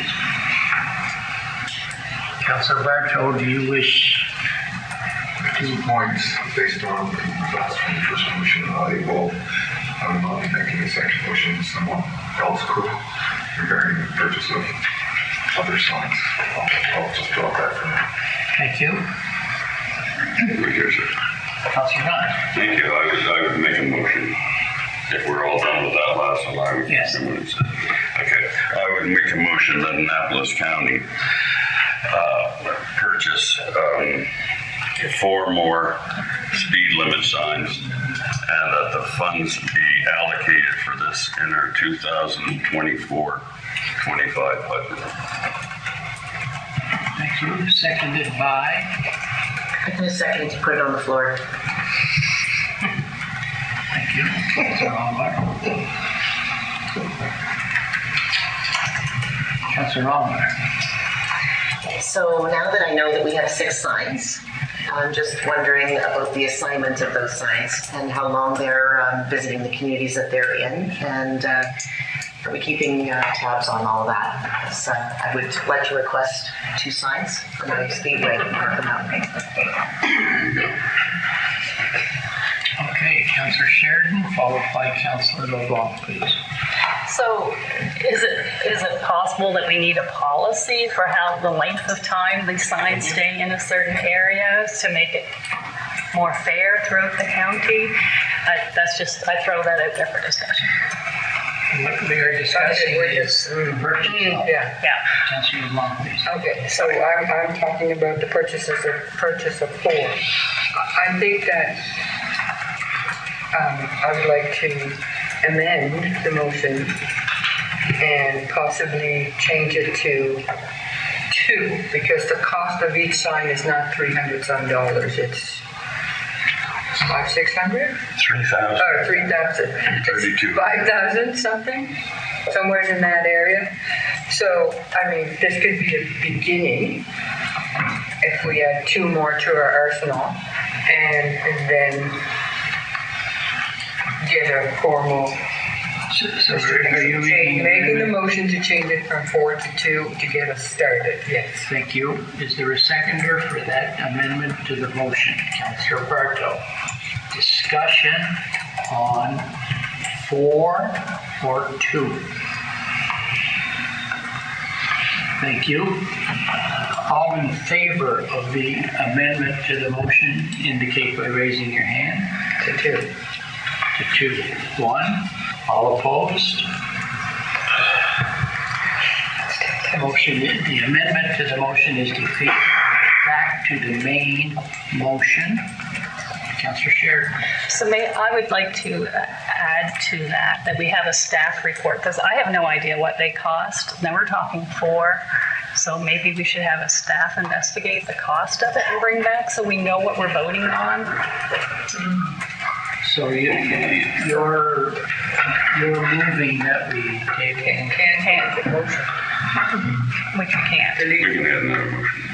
Well, we'd have to take out that one. If I may, Mr. Chairman, the original motion was to put it to budget discussion, so we don't necessarily need a motion to put it to budget discussions. We can simply request that staff do an investigation, bring back some details, and report in a couple months' time, and then at that time, council can decide if they wish to place it in the budget or not. Because even if you make the motion and you approve it today, when we go to budget, council doesn't have to approve that in the budget, so it'll be a redundant motion. So I would suggest, if council's okay, we just remove the motion from the floor, and there's some direction given to staff requesting that the next couple months we get the speed data, we get some data on the reports, we can determine where they've been, how long they've been, do some other research on the effectiveness of them, and then we bring back a report for council prior to budget deliberations this winter that says here's what the cost is and here's the opportunities to where they could go, and so on and so forth. Great. And if there's a need for a policy, we'll discuss as well, whether it's need for a policy or if we buy 11, every district can have one forever. So we'll look at all those options. Moving it around. You won't have to move it around then if everybody has one. So. Councilor Gunn.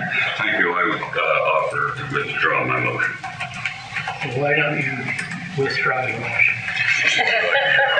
Withdraw my. Thank you. All right. We're finished with that. Do we need a motion directing staff to bring a report? I know it was talked about, but. No, it's fine. Well, we understand. So we'll put something together in the next couple months and bring it back for discussion. Thank you. Awesome. Appreciate that. Okay, we're now, let's take a break. Sorry, Jim. Just the RCDP does get copies monthly of our reports. Sorry, the police committee. The police advisory. Let me tell you my story.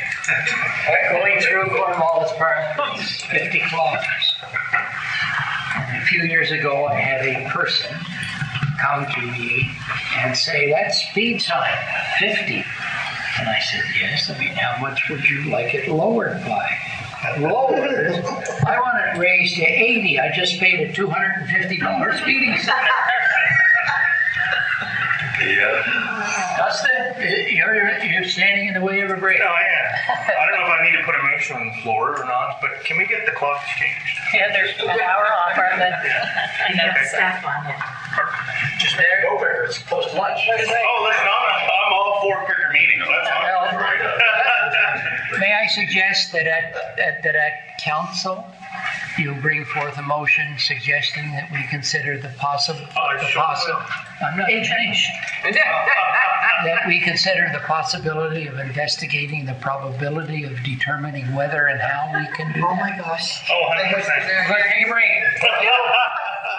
Welcome back to our Committee of the Whole meeting. The next item on the agenda is presentations. And the first one is from Valley Resource Management. Mr. Garrett Andrew, please.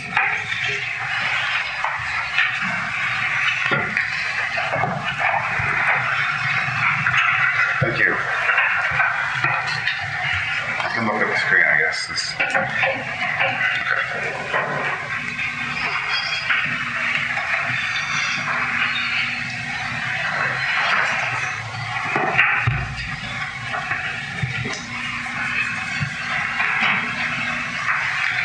I'm not a techie. I do garbage. Okay. Are you presenting on that? Sure. No. Okay. He's presenting from our laptop. Okay, let me take this one out. Well, I can do a quick intro then, I guess. So, yeah, I'm Andrew Garrett. I'm the interim general manager for Valley Waste. So thank you all for having me. I was here a number of years ago doing presentations, but it's been a while. So happy to do that. Mercedes Heron is also in the audience. She's our education coordinator. So if we ever do need a community presentation, she does a lot of presentations in schools. Mercedes is the one to do that. I'm going to be talking to you today about a new regulation that just came out. It's called Extended Producer Responsibility, Packaging and Printed Paper. So I know that's a long word, but really what it is, it's about curbside recycling program that's going to be changing in 2 years. Something we've been asking for a very long time. Back in 2014, the province actually first proposed that for Nova Scotia, and overall there was a lot of support, but not 100% consensus. So what happened was over the last 10 years, we built consensus through the municipalities, through MSFM, and the Regional Chairs Committee to basically propose that to the government 4 years ago, and finally, just this past summer, it just passed. Boys just questions. Yep.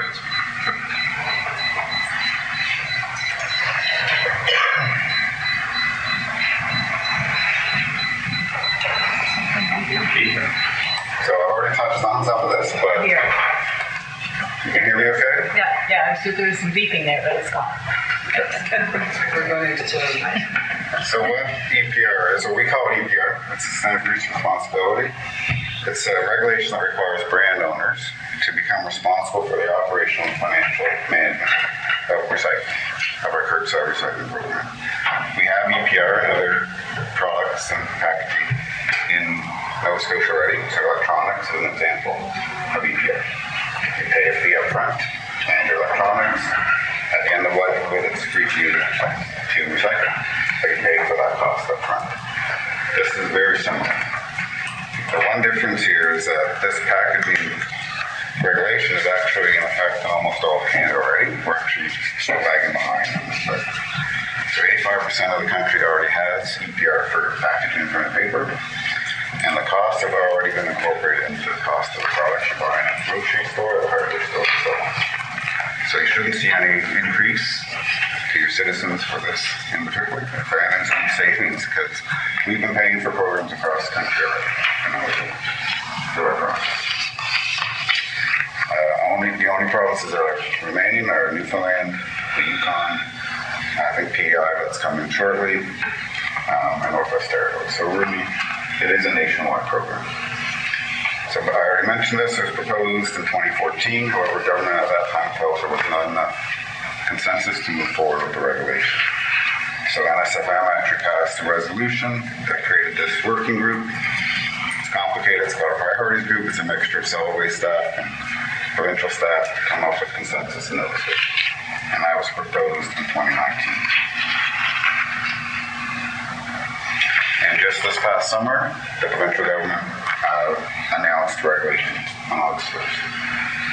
And what it means is that, I'll go over the timeline here shortly, but basically over the next 2 years, we will be transitioning our curbside recycling program to an industry-led funded program.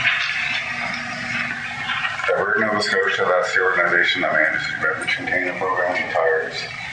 They're a not-for-profit organization in Nova Scotia. They've been appointed to be the administrator.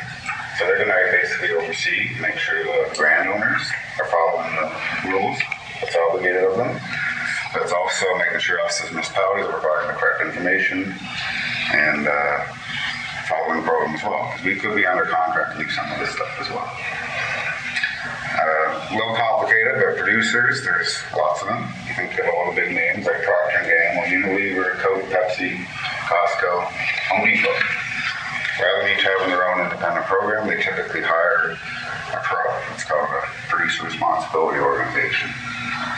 They basically manage the program on their behalf. And there's one that's already come forward saying they're going to do that in Nova Scotia. It's called Circular Materials Atlantic. It's kind of like valid waste in a way. Like municipalities are ultimately responsible for solid waste, but an organization manages it on their behalf. It's the same thing. So key dates. So in just 6 weeks, we have to register whether we're in or out on EPR, on the regulation. So municipalities will actually have a choice. They can just continue to go on their own and do what they're doing now. And I'm going to go over this in more detail. Or we can opt in and become part of it, have that regulation in effect in Cotw. By the way, I did this presentation last month to the IMSA group, the other municipalities in Region 5. But you guys are under a different collection contract, you're not a member yet. Hope that all changes in a few years, but that's why I'm doing this presentation today. I forgot to mention that at the beginning. So also by January 1st, producers must select a pro. That's already been done, that's Circular Materials. And then after January 1st, over the next 9 months, they have to consult with municipalities. And that's when we'll actually learn a lot more about what it will look like in Nova Scotia. I'm going to share what I think it's going to look like in Nova Scotia, but we don't know for sure until after January 1st. And then December 1st, 2025, that's when it actually comes into effect. So we're only 2 years away. So to help explain it, I'll just explain our current services and then what they could look like under this regulation. So currently, Annapolis County has limited recycling collection from all sources. So you offer uptake bags, which can be recycling or a mixture of garbage and recycling, to homes, apartments and condos of any size. And businesses are entitled to that same quantity. This is more on the valid waste side, but we have to transport materials from the Lawrencetown site to Cotw, Scotia Recycling. There's a cost to that. We pay Scotia Recycling to process and market that materials on our behalf. So processing is further sorting it, marketing, worldwide to various markets. Plus, there's education enforcement programs related to recycling, right? So we have to make sure people are doing it properly, making sure they know how to do it, and so on. That's the current services, specifically to curbside recycling. What it will look like under a pro-led program. So unlimited collection and recycling, because you've already paid for it up front. so you wouldn't have limits at the curb. And that would be from single-family homes, apartments and condos of any size, even our schools will be included, some senior homes, and seasonal trailer parks, which is new to us. We only pick up regular limits from them. And I think because of all this is it's the same packaging, right, that you're getting at your household. You go camping, you take it with you, right? So that's why they're included. So free drop-off of recycled materials. We charge tipping fees at our site in Lawrencetown. That would be free after this. And there may be more depots across the county as well. The transportation will be managed by them or will be compensated. Processing will be managed by them and all the marketing. So I mentioned this is a nationwide program. These brand owners, they market materials nationwide. So it wouldn't just be us trying to find markets or social recycling, right? And quite frankly, they want the material back to put back into their home products. Education min. Now it's very specific to the recycling program, or the curbside recycling program, so they'll cover some costs for hotline, so our phone call system, and oversee collection issues and so on. So that's under new regulations. So the decision, and I'm going to go over this a bit more, but is really on whether the municipality of Annapolis County decides to opt in or opt out. If you opt out, nothing changes. You continue to pay value waste or pay a contractor to pick up recycling at 100% of your cost. Same with the processing and transportation. That's done through value waste right now. You have complete control over your current service levels and how you collect. If Scotia Recycling, that's our processor in Atlas Valley, they actually receive recycling from all of Western Nova Scotia. They're going to have to bid on processing with the brand owners, right, with the pro. So if they're successful, great. We'll have a facility in Cotw, but if they're not, then we're going to have to put out another tender for processing. This is if we opt out. If we opt in, so there will be reduced costs for collection. That's to be determined. So whether they pay value waste an incentive or Annapolis County an incentive to pick that up on their behalf, or we can choose to say, you know what, we'll just pick up garbage and organics, and they can contract their collection on their own and pay the full cost. We won't have any processing or transportation costs that will be paid for by them. Increased collection limits we already talked about that. Cost recovery for education min, so we'll get some of our costs covered. Now the big one here is businesses are not included under the regulation. It's only residential. So what that's going to look like in 2 years is unknown. What's happening in New Brunswick and Ontario is they are still providing that service, but at a cost to the municipality. So that's a decision we need to make going forward. Whether you continue to pay for that through the pro, through the contractor, on your own, or just only recycling from residential sector. We need to register with Divert Nova Scotia and provide necessary data by the end of December. Now these last 3 bullets to be determined, this is just what could happen after December 1st, 2025. We won't know again until they start to negotiate with us. But we could see collection strategy change. So we've seen in some other provinces they've covered the bags. They went back to blue boxes and gray boxes, or carts. So it could go back to a manual system like that. Bags are very hard to manage through the recycling process. Difficult to recycle items such as glass, polystyrene, styrofoam, plastic bags may have a drop-off on them. We don't know yet. But we are seeing that in New Brunswick right now. So that could be at your bar depot, it could be at your grocery store, we don't know yet. It could be at Eloise as well. And then collection, I've already touched on this, collection businesses may, we don't know yet for sure, be negotiated at a cost to the municipality. Okay? We've done extensive audits of the curbside program over the last 4 months to get ready for this. And we know that approximately 1/3 of our businesses are using curbside service in some fashion or another. It may only be for recycling, it may only be for a green card. And on average, the business is generating 1 ton of material at curbside. So we actually have that data going into negotiations. It's a bonus slide, but it's really important. As producer, who is captured under this regulation? It's all businesses or organizations with a gross revenue over $1 million, so you'll be exempt if you have less than $1 million in gross revenue, or you produce less than 1 ton of packaging for printed paper in Nova Scotia. Most, vast majority, probably 98%, are all big multinational companies, right? But there are some smaller ones that may be affected. And I'll give an example. Valley Waste. I put out 3 tons of calendars a year, which is printed paper. So I would be captured, or Valley Waste would be captured under this regulation. So one thing that Annapolis County will have to do, though, and I could help with this, is just to quantify how much material you're putting into the residential sector. Okay? Because you could be obligated and just pay them a nominal fee. So what happens is the pros have different fees for type of material. The more recyclable it is, the cheaper it is. The more difficult to manage, the higher cost is to pay that. Okay? But this is something we will also have to do by the end of December. So that's really a very quick summary of the new regulation.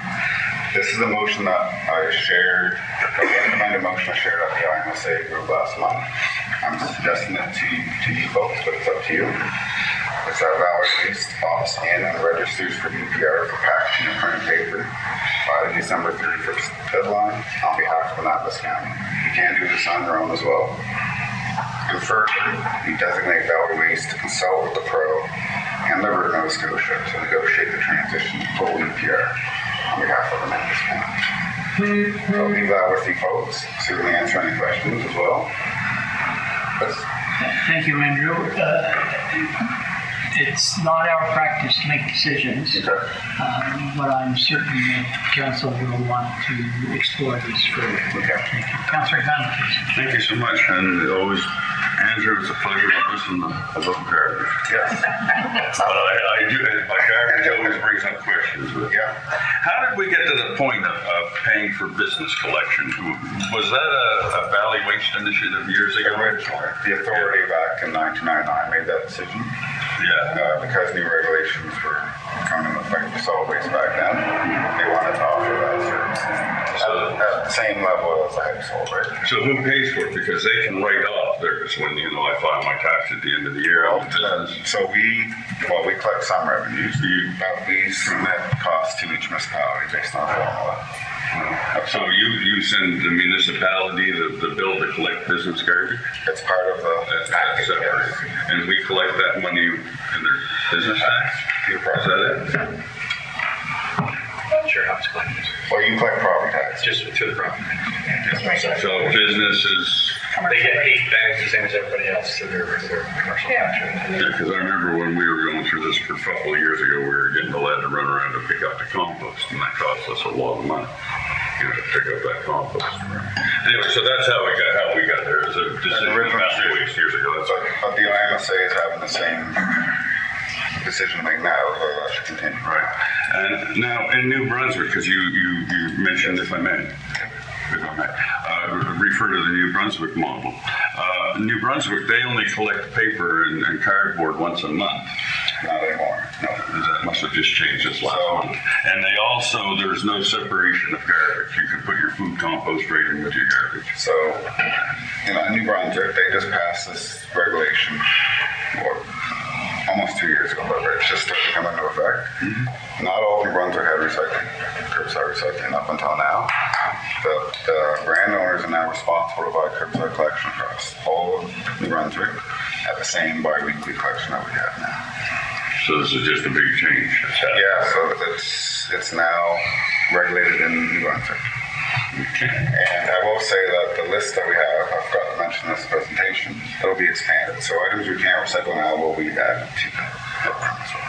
And just one more, if I may. Yep. Will EPR, and I think I saw it in your thing, so I probably know the answer, that'll reduce what it costs Annapolis County to collect garbage every year if we're a member of. If you opt in, then you can either choose to just pick up garbage and organics. It's going to cost less. Yeah. Right. Or you can continue to collect and then take an incentive from the pro, like a portion of the truck. Okay, thank you. I can't let this go by. You know, on significant occasions, the Air Force flies over the event and there are sail pasts. And I hope you just noticed. That's one of the big garbage trucks. So timely. So thank you for your timing. That's the savings. Sound tested.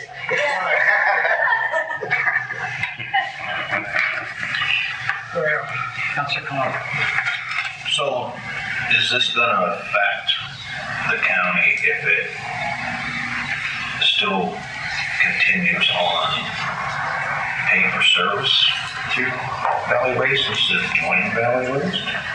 It's hard to predict the future, right? So right now we're under contract to provide services until April 1st, 2025 or March 31st, 2025. So there is a 9-month gap there. But I think the intent of this pilot project is that Mathis County would be back and have a beach collection service again. So it would be reduced costs for everyone, whether you did it yourself in 2025 or as part of that. So my second question is, as a business owner, I take our garbage to the facility in Morristown. 4 days, 5 days. If it's recyclable, there will be no charge for it. No, if it's from a business, you'd still be charged, but a household would be free. You tell me from home. Because the regulation is very specific to residential. It's not a lot of money. It's a lot if you ask them. Further comments or questions? Councilor Sheridan. This may sound like a silly question, but on these programs and things, they talk about the recycling of the plastics and things. And you put them in thinking that everything in that bag is going to get recycled. But what they're saying in these programs that it's not. Like your peanut butter jar, for example, if it's not 100% cleaned out, that just gets tossed in the garbage. Is this correct? So yes and no. If your peanut butter is full of peanut butter, it's probably end up in the garbage. Right. But about, I think it's 80, well, I guess 23% contamination. Right now, about 80% is being recycled when you put in your blue bag. 20% is not. So it's either too dirty, it's not recyclable, or it's just made it through the process and not picked up, right? Some things just get messed. But So the educational piece that we need to provide is to make sure that we clean our chicken containers and our peanut butter jars and things like that, because they're not getting recycled. Well, most are. Like, I don't want people to think that they are. Still 80% of what we're putting in the blue is getting recycled, right? But there are things that we could be better. So cleaning's one. Another big one is 2 different bags, one for paper and one for your containers. Because when you have a mixture, the cover, like, so this, some of you are coming for a tour, right, next week? Yes. So when you come on the tour, you'll see that the Scotia segment has lasers that detect some of the plastics. But if paper's covering them, you can't see it, right? So it's really important to have them separate. Thank you. It all makes sense when you come on the tour. Okay. All right, Deputy Warden. So, having been trying to understand this for a couple of months, one of the things I was reading online that also made it click for me was we've been doing this for years with cans and bottles. It's essentially the exact same program. We're just adding paper and stuff to it, and then there's the whole contracting stuff. And there's a lot of, as Andrew just said there, things that we don't know yet because they haven't come into regulation. We're not sure how they're going to shake out. One thing I think is particularly relevant to us is we've already extended our waste collection contract once. And it's my vague understanding, I think I've got this right, that we can't extend that contract again. And that's going to cause part of our mismatch, or potentially have a mismatch for timing when we're trying to set up our new waste collection contract versus how this is going to come in. It all depends on how these regulations get rolled out because they're coming out more and more.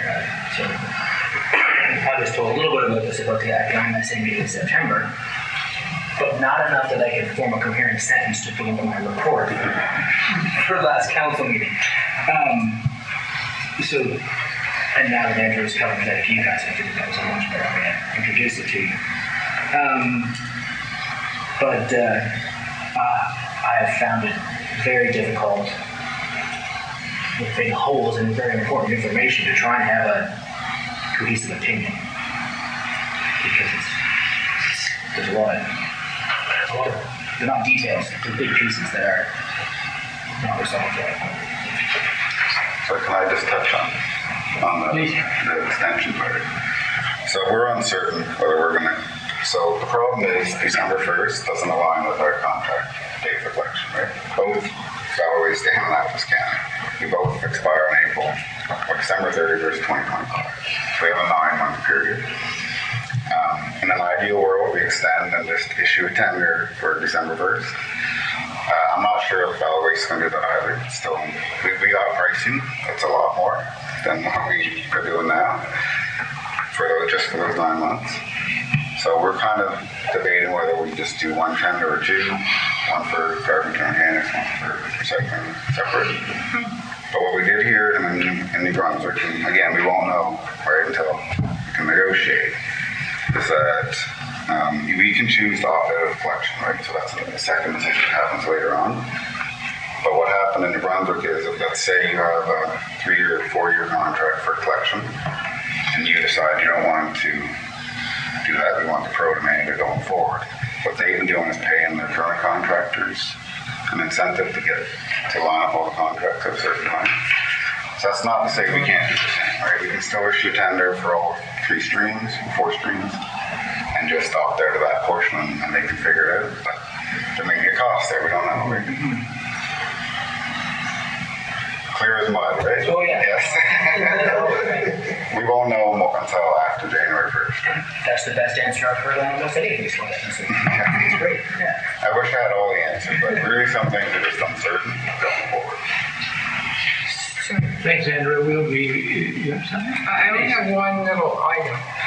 So the whatever we do after December 1st, we will still have the same pickup every 2 weeks. Yes.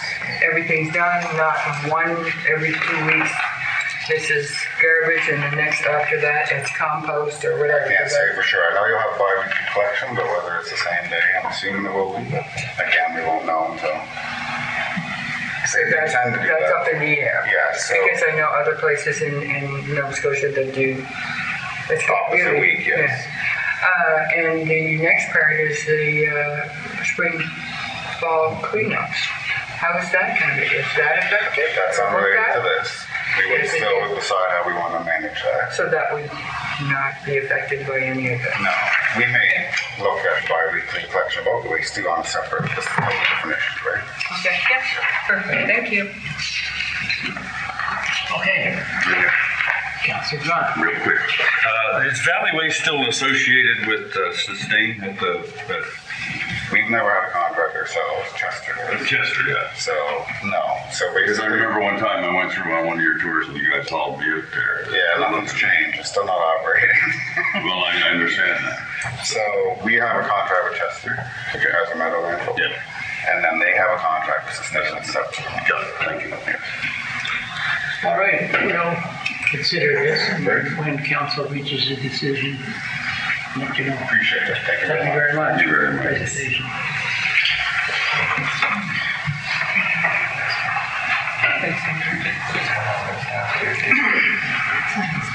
And now we'll move to Annapolis Basin Conference Center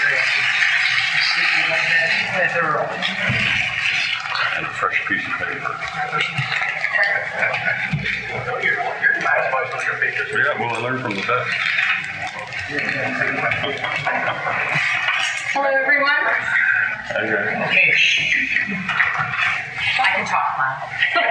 I'm Beth Earl. I'm the CEO at the Annapolis Basin Conference Center. I think most of you were there for our public presentation. We wanted to come back and make sure everyone had the opportunity. And this is Rob LeBlanc. He's with Fathom Studios, and he is the author of the master plan that we had completed. So I'm going to let Rob move forward. And if you have any questions for me afterwards, I'll be here. Thank you. All right, thanks, Beth, and it's great to be here today. I'm going to take the next 15 minutes or so, very high level, walk you through the report, and be here to answer any questions.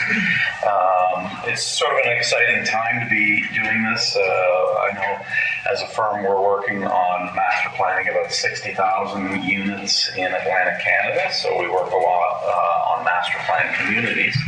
And these two properties are quite unique, ideal for development, and I'm going to walk you through a little bit about why they're so unique. I'm sure you've had an opportunity to see the background report, very high level. We started working with the steering committee on this to better understand the kind of goals and objectives and vision for this plan.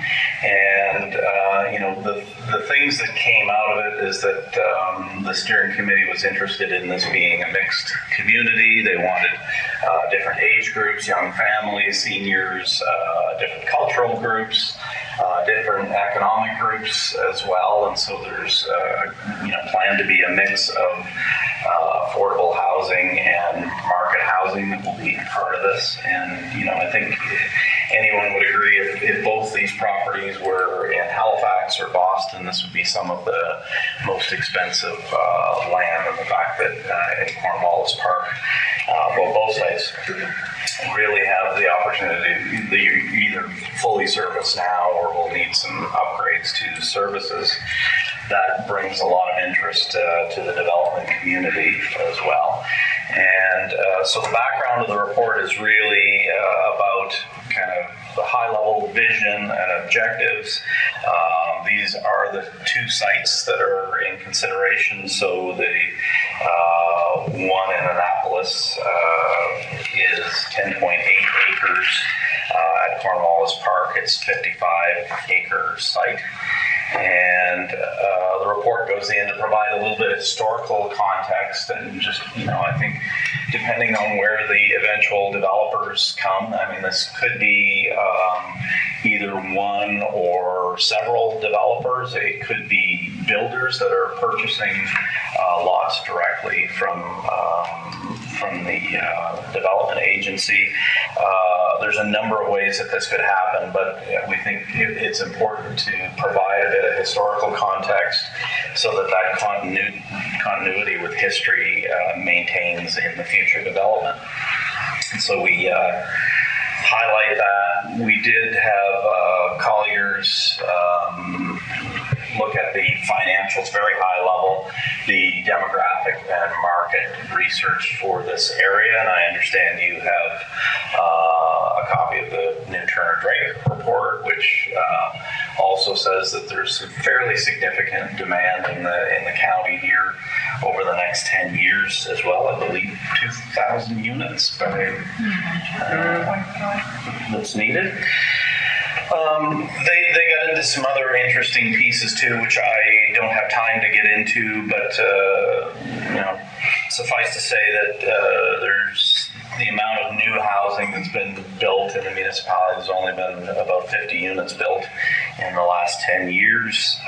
We saw prior to 2010 that downward trend that a lot of the rural municipalities were seeing, and I think we're also seeing now the uptick in demographic change, and that is not necessarily being reflected with new housing being built. And so the idea that we've got this very small supply of homes in the municipality means that there's an opportunity for some redevelopment, especially in those areas that are already currently serviced.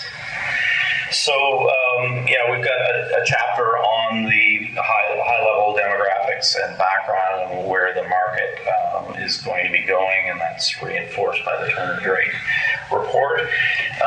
We did some high level community feedback as well. So we started with the steering committee, getting a better understanding of what their goals and objectives would be. We held a design workshop where we looked at case study examples. We held some community interviews, so we got a list of 25 different individuals from the business community or NGOs and other groups that had some feedback on it. And we reached out to, I think it was 8 different developers, some of them around here, some of them in Halifax that were looking for other opportunities, to get their feedback on what we should consider for the master plan. And as part of the plan, we looked at different precedents, and some of these precedents very interesting. The one on the top right there and around here is a different style of development called a cluster development, and that's where the homes tend to be clustered on an open space rather than having a frontage directly on a road. And that provides an opportunity, rather than, the cost of building new road is about $5,000 per meter for sidewalk and infrastructure. So whenever you have the opportunity to cluster homes onto green space where you might have an extra deep lot, it provides much greater affordability in not having to build roads. And that comes at the expense of kind of parking in a parking area and then walking your groceries to your unit. But it's been shown to be very successful in other communities, these cluster style homes. We also looked at the traditional single detached, and I think as part of the plan, we're looking at narrow lot housing. Again, every meter of road adds to the cost of a lot sale. So, a standard 20 or 30 meter lot times the $5,000, you can see very rapidly how costs can escalate. So looking at models in Ontario and other projects that we're working on in Atlantic Canada of kind of that 12 to 13 meter road frontage, just means that the house is realigned 90 degrees. So rather than running parallel to the road, the face of the building runs perpendicular to the road, so it takes up less road frontage. And those sorts of ideas as well have, for complete communities, they're much better for walkability. You get greater density in an area. There's a lot of benefits to that type of development. We looked at backyard suites, so HRM, PEI, New Brunswick, everybody has been moving to allow backyard suites as of right, and I'm sure you're looking at that as part of your bylaw review as well. And it provides an opportunity for homeowners to rent out their rear yards to make some more money, but to increase population in areas. Looking at mixes of semi and duplex and stacked townhomes and traditional townhomes. So these are all models that we expect to provide a good mix of housing as part of the development. And even multi-unit housing and mixed-use opportunities for that as well. The overall master plan we got into, from the interviews that we had, we developed an overall intent that looked at setting a different target mix for the different home sites.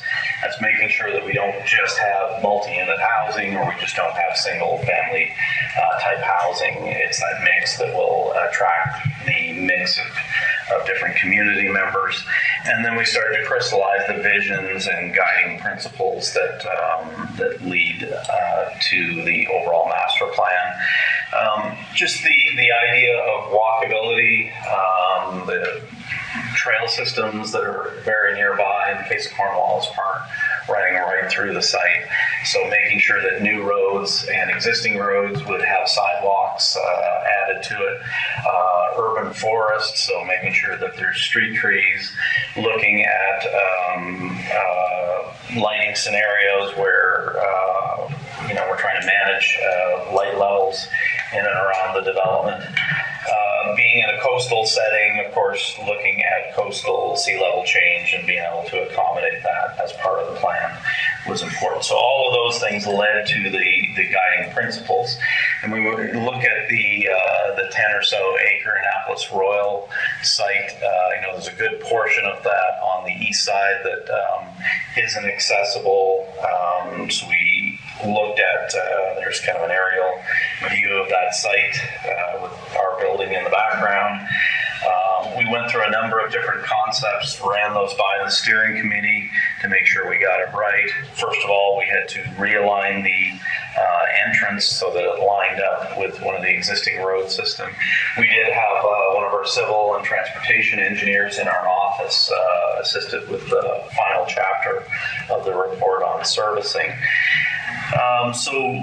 One of the common themes that you'll see on both sites is the adaptive reuse of buildings, so trying to keep costs down. But in the case of this site, the provincial and federal setbacks from water courses would mean that you probably wouldn't be able to build that existing building that's already on the waterfront, so being able to repurpose that. We do have a power line easement that runs right through the site, and so the plan calls for a good mix of single-family homes, some larger waterfront marina type housing, some townhomes. The existing building turns into an 8-unit multi, and then there's the opportunity for a 3-story 24-unit. So an overall count of about 61 units here, and the town will want to take that through a DA type process, a development agreement, which comes with cost and uncertainty for developers. So I think the message to the municipality here is, to the greatest extent that you can use as of right zoning, even if you're using form-based codes, but it provides much greater certainty than a development agreement where you don't know whether your development is going to get approved, yet you're still asked to provide architectural drawings and site plans. Those fees can often add up to $50,000 or $100,000. So it comes with risk to a developer. So I think in the municipality here, and we'll talk a little bit about your municipal plan and land use bylaw, to the extent that you can provide that certainty, will certainly go a long way in seeing development happen.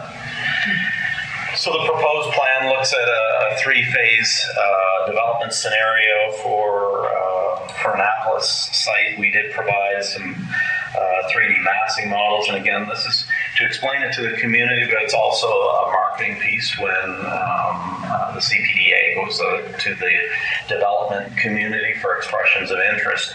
Just being able to see what's being proposed will bring different developers and builders to the table. So we created a couple of different renderings from that.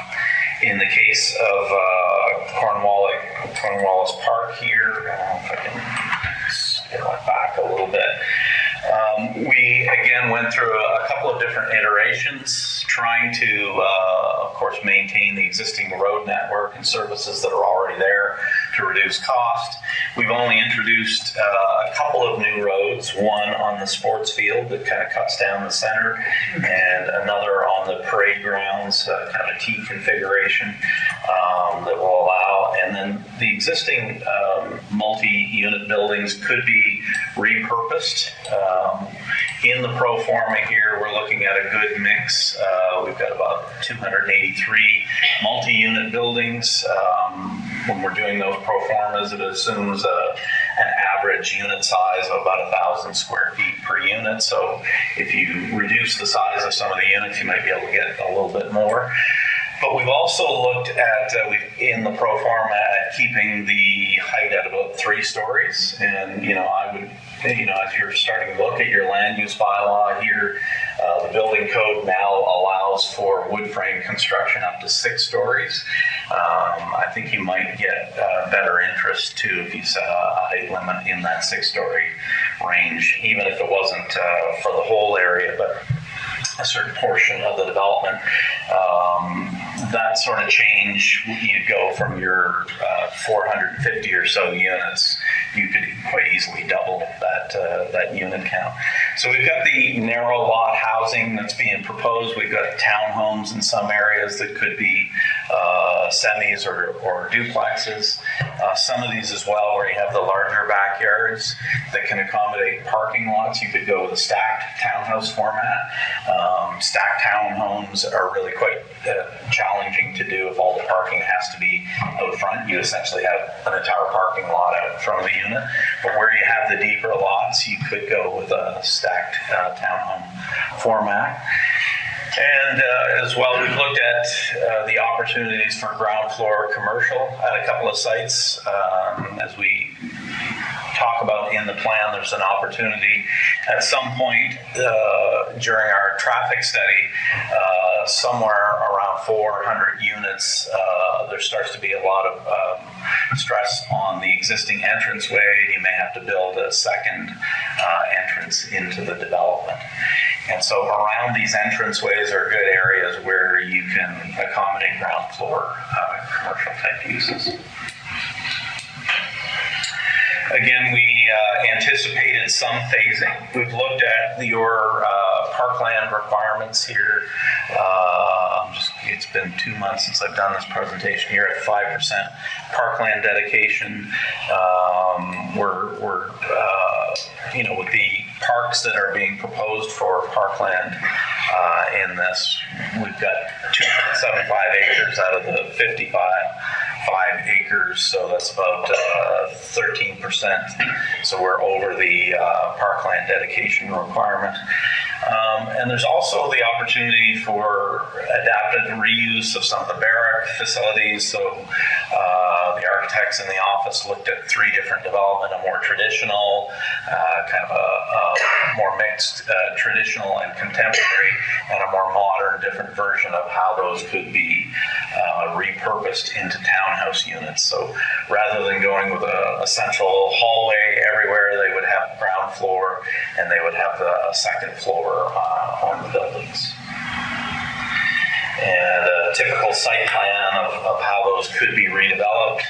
So, allowing about 15 units per central open space. Each of these townhomes would back onto a shared community garden.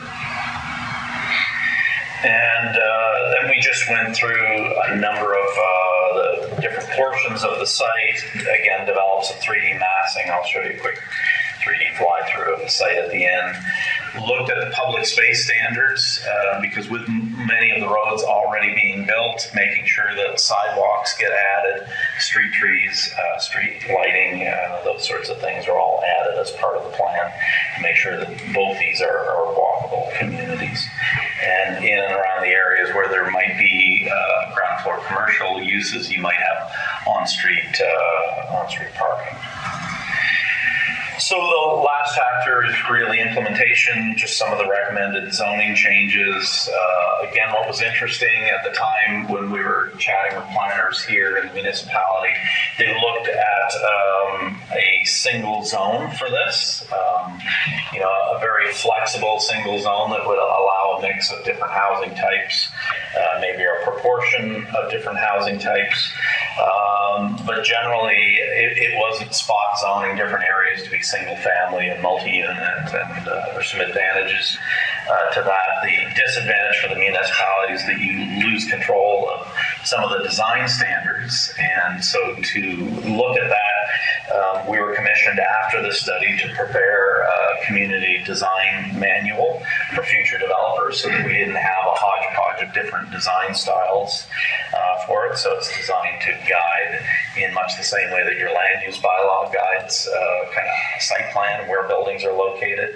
This goes up and looks at the architectural standards and controls. So at that point, there were some recommendations for your current draft zoning.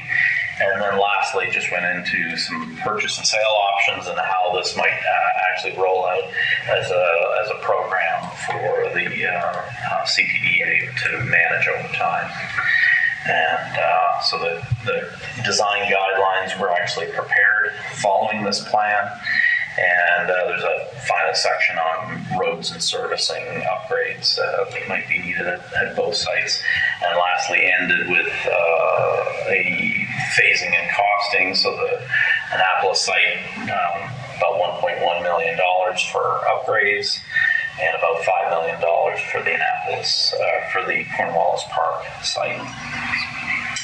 So I've rambled for a while. Maybe I'll kind of open it up for questions, and while you're asking questions, I'll see if I can find these 3D fly-throughs that we had. Questions or comments? Over here, nobody else. Councillor Gunn, please. Thank you very much. I can ask you from here. Thank you. The presentation is very interesting. I would think that when these lots are put on the market, they would sell very, very quickly, and hopefully you can get young people to buy into your idea of community. Yeah, right. That's what I'm really hoping will happen. Food security is very important these days. Will those lots be big enough that people can have a small garden in their backyard? Yeah, most of them are designed so even using kind of 12-meter frontage, none of the lots are less than 35 meters deep. So at the very least, you would have a 6-meter rear yard, and in most cases, it would be 12 to 15 meters of rear yards. But at the same point, we've got a lot of open space that's planned, so the idea of communal gardens in park spaces and along some of the major trail systems should be part of the program. I had noticed that when I was looking at the pictures, there wasn't a lot of commercial stores or anything. Will there be a place for that? Yeah, so that's, we've mentioned that as part of the zoning piece, anywhere along the highway, the existing building hall, Champlain Hall, would be a good, the facilities are already there for office and commercial type uses. And the land use bylaw should look at being able to accommodate, not require ground floor commercial, but accommodate ground floor commercial uses. And there's a little statement here. A lot of these are questions as well. A lot of these buildings were built as temporary barrack blocks, right? They were built during the war in a big hurt. And with all kinds of manner of materials sourced locally, like sand from the beach in Deep Brook for the cement work that holds the places up. So with these H blocks getting turned into rentals, and then it'd be 16 rentals, you said, in each H block? Yeah, I think that's a lot of rentals. Unfortunately, rent doesn't build equity for young people, right? So I'm not sure who you're looking to rent these out, but rent doesn't build equity for young people. The other thing was, can I just address that? Because we are actually in the process right now of having building condition assessments. Don't want to put my back to anybody. So that the moving forward is certainly a very challenging aspect of it. But one of the things we're doing right now, because we are not for profit, we do recognize that we have really a community responsibility to do the best that we can with the assets that we're given to, we sometimes call it CPDA, Cornwallis Park Development Association, operating as ABCC. We're looking right now at changing the name so that it encompasses everything that we're doing, but there is a lot of responsibility there, and we do want to repurpose those buildings. So we are having condition assessments done. We've had 2 of them done right now, and actually the framework of those buildings is incredible.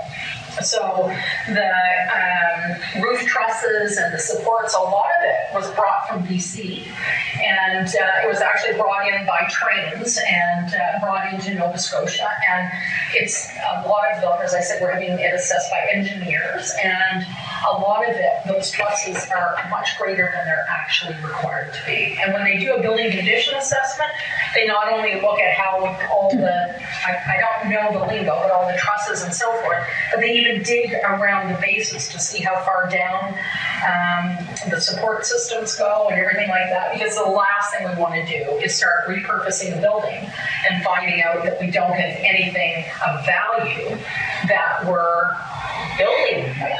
So, I mean, that is definitely a first step before the repurposing occurs, is having those building condition assessments carried over to engineers. So, and there will be the intent would be a combination of rental and sell the houses that are for sale or with developers, depending exactly how those relationships go. That hasn't been worked out yet. But part of the idea about having single-family units that are either clustered or that are on narrower lots means that they become more affordable, especially when there is a lane suite or a backyard suite, so that can help you pay your mortgage. So if you, maybe it's a parent who's building a house and they're going to rent out back, and the kids will, own the front, or different combinations where you have people that are sharing the cost of something like that. That's one of the things that a lot of municipalities have gone to, is more housing on a unit in space. And I'm using not correct terms, but. And if I could ask just one more simple question. Thank you. So where's the investment being sought? Who's going to take some kind of deep pockets? So I think there's going to be a combination of things that happen. And all this has not been decided because we're dealing with 2 things all the time. One is the urgency, because we don't have the money to just go on forever like this. And the other is making sure that we do it right. So we've had the master plan done. We're very, very happy with that. And everybody we show it to always talks about what a great document it is and how much guidance it provides. But right now we're looking at things like interviewing with realtors and lawyers and doing building condition assessments. And we want to figure out which parts of it we'll just sell.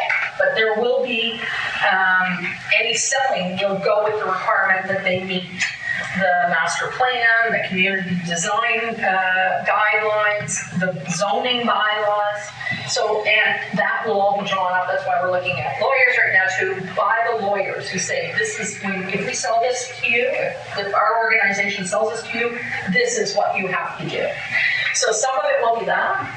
And we expect that we may actually work with contractors to develop some of it. So we've already been in contact with CMHC, with what used to be Develop Nova Scotia, is now Housing Nova Scotia.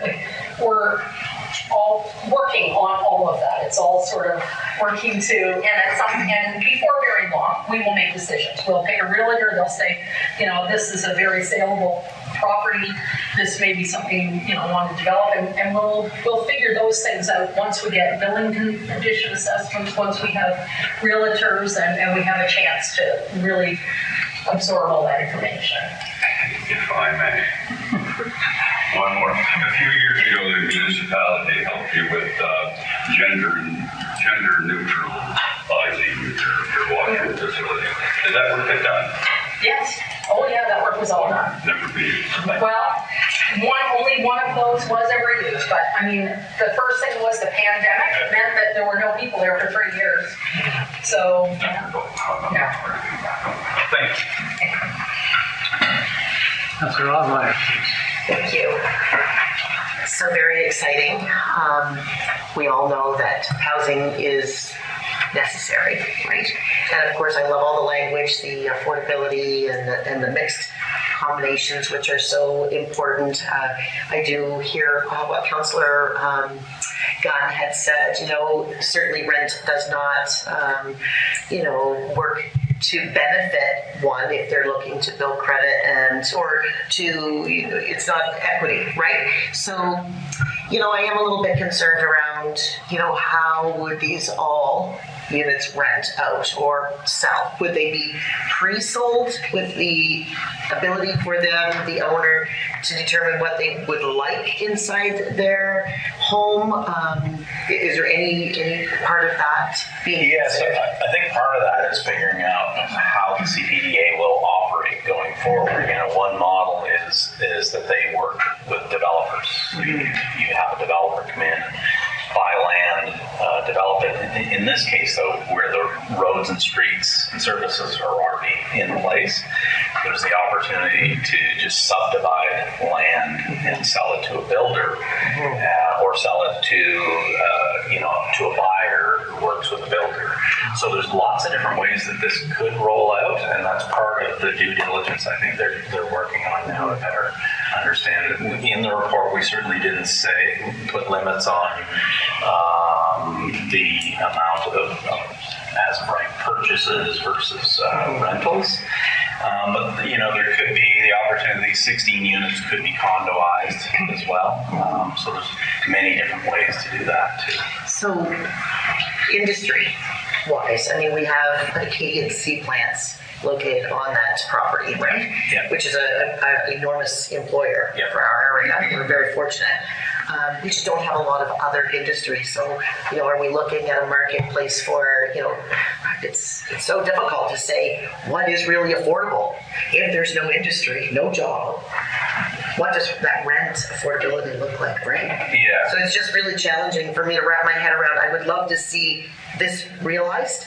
And I think we're facing this in some format, but I can only see it really happening in small chunks at a time to prove worthiness, because I would hate to think that we sink our teeth into, something so huge. I don't know what it would generate in terms of numbers of humans living on that large property. Yeah. Do you have a number? Yeah, if right now we're about 600 units, so 2.2 is a standard. That's kind of an average that's used. So 1,200 people. If we got up to 1,000 units, if we add some higher height, it could be 2,200 people. Certainly, there's great assets. On the bus route, it's the Basin Center is right there. If there's lots of things working. Lots of pros, and we have, as part of this process, reached out, got a number of clients, pension funds, developers from Ontario, very interested in both sides. So great. Well, thank you. It's a wonderful presentation. Councillor Ansel, please. Thank you. Just from hearing the different things around the table, even at the meeting that we attended, I said right from the beginning that I was very supportive of anything in regards to housing. But I hear a lot of concern about, they're going to have rentals. Well, it's not really our place to really talk about that in some ways. But what I wanted to talk about is there's the studies that have been coming out by CMHA and different things of the circle effect of rental and home ownership. Yeah. So the fact of we have people that are in homes that have no other place to go. They have these big homes, but they have nowhere else to go. So the point is, with this rounded effect, that you have people in these homes that then, whatever stage of their life they're in, move to a assisted living or a rental property where they don't have to worry about things. That then opens up that house to be purchased.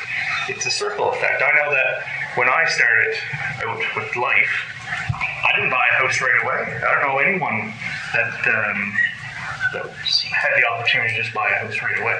Yeah. You walk, you crawl before you can walk type situation.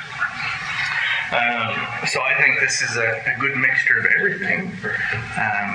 And the fact for industry in that area, yes, there's the Acadia Sea plants, but what I've seen in my district of people that have moved from away, they don't work outside of the home.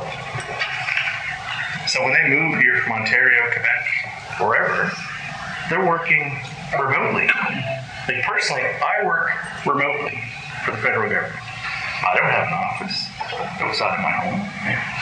So there's more and more people that are doing that, or a hybrid work environment. So the days of, oh, we have to have factories or this and that, and this supports that, I think is a smaller group than what it would have in the past, because working has changed. So I think for us to think of the future, I think that's what we really need to do. Like, I think this is a wonderful opportunity for our county. And the fact that, from my understanding so far, is we're not really going to be asked to fund it. It's just asked that's going to happen around zoning. That's the only ask. So the fact that, this isn't things that we've done in the past. So it's just opening up an avenue so they can continue with their business. Versus, hopefully we're not thinking that this is something that we're going to have to fund, which, if it ever got to that point, I'd probably have a different stance on the matter. But when it comes down to just zoning, future development, dealing with the housing crisis that we're dealing with now, and I know we don't really see it, and we're fortunate enough not to see it in our county as much as other areas. So when I go to visit Moncton for work, it is worse than Halifax even thought of being, where we're having people in tents and people just really sleeping on the streets. We don't really have that. Yes, we have a lot of people living in campers and different things, but I just want to say I think it's a good idea. We need to be clear. This is a private company. Yep. Presenting its views. 100%. And the people who run this private company are very interested in the municipal strategy and the land use bylaws. That's where we are. Councillor Cotw, please. Many years ago, provincial government came to our county, did a presentation on use of our natural assets. And they compared us to the South Shore, which was a bad comparison, because I asked him if he ever went over and walked down on the beach in Marksville or Georgia and enjoyed the sand that isn't there, because they're all rocks. Very different outlook on how you can build your area and county. This is one of the best projects that I've seen in being on council for 25 years. Doing 20-some years of service. That came about because these are natural assets that people have interest in. The Annapolis Basin, or the Annapolis one here with the little marina. You come down in the summertime, I have friends that put boats in all along the Annapolis River to enjoy the size of the river and the inlet and stuff like that. So I'm looking forward to seeing how it goes and stuff, because we have the assets. Let's get used to it. Yeah. Councillor Prout, please. Thank you. A statement, more of a statement than questions and so on, but I was quite impressed tonight. We had the presentation in Cornwallis. Hopefully this will be a significant part of the solution for the need for the construction of homes here in Annapolis County. And I'm sure it will, as was mentioned earlier, it'll sort of bleed over into Kings and Digby, and that people looking for a spot to maybe spend their golden years, or at least that option, will create housing for younger people looking to buy a traditional home somewhere in one of our communities. Thank you very much. Great presentation. Thank you, Councillor Sheridan. I just want to say thank you for bringing this to the county. This is incredible. I can't thank you enough with the housing prices and the beauty on the screen that I'm looking at. And not to mention all the tax dollars. I was not going to say. We all thought that. I just want to say thank you. Yeah, thank you. Beautiful work. All right. We wish you nothing but success, Smith. Thank you very much for your time.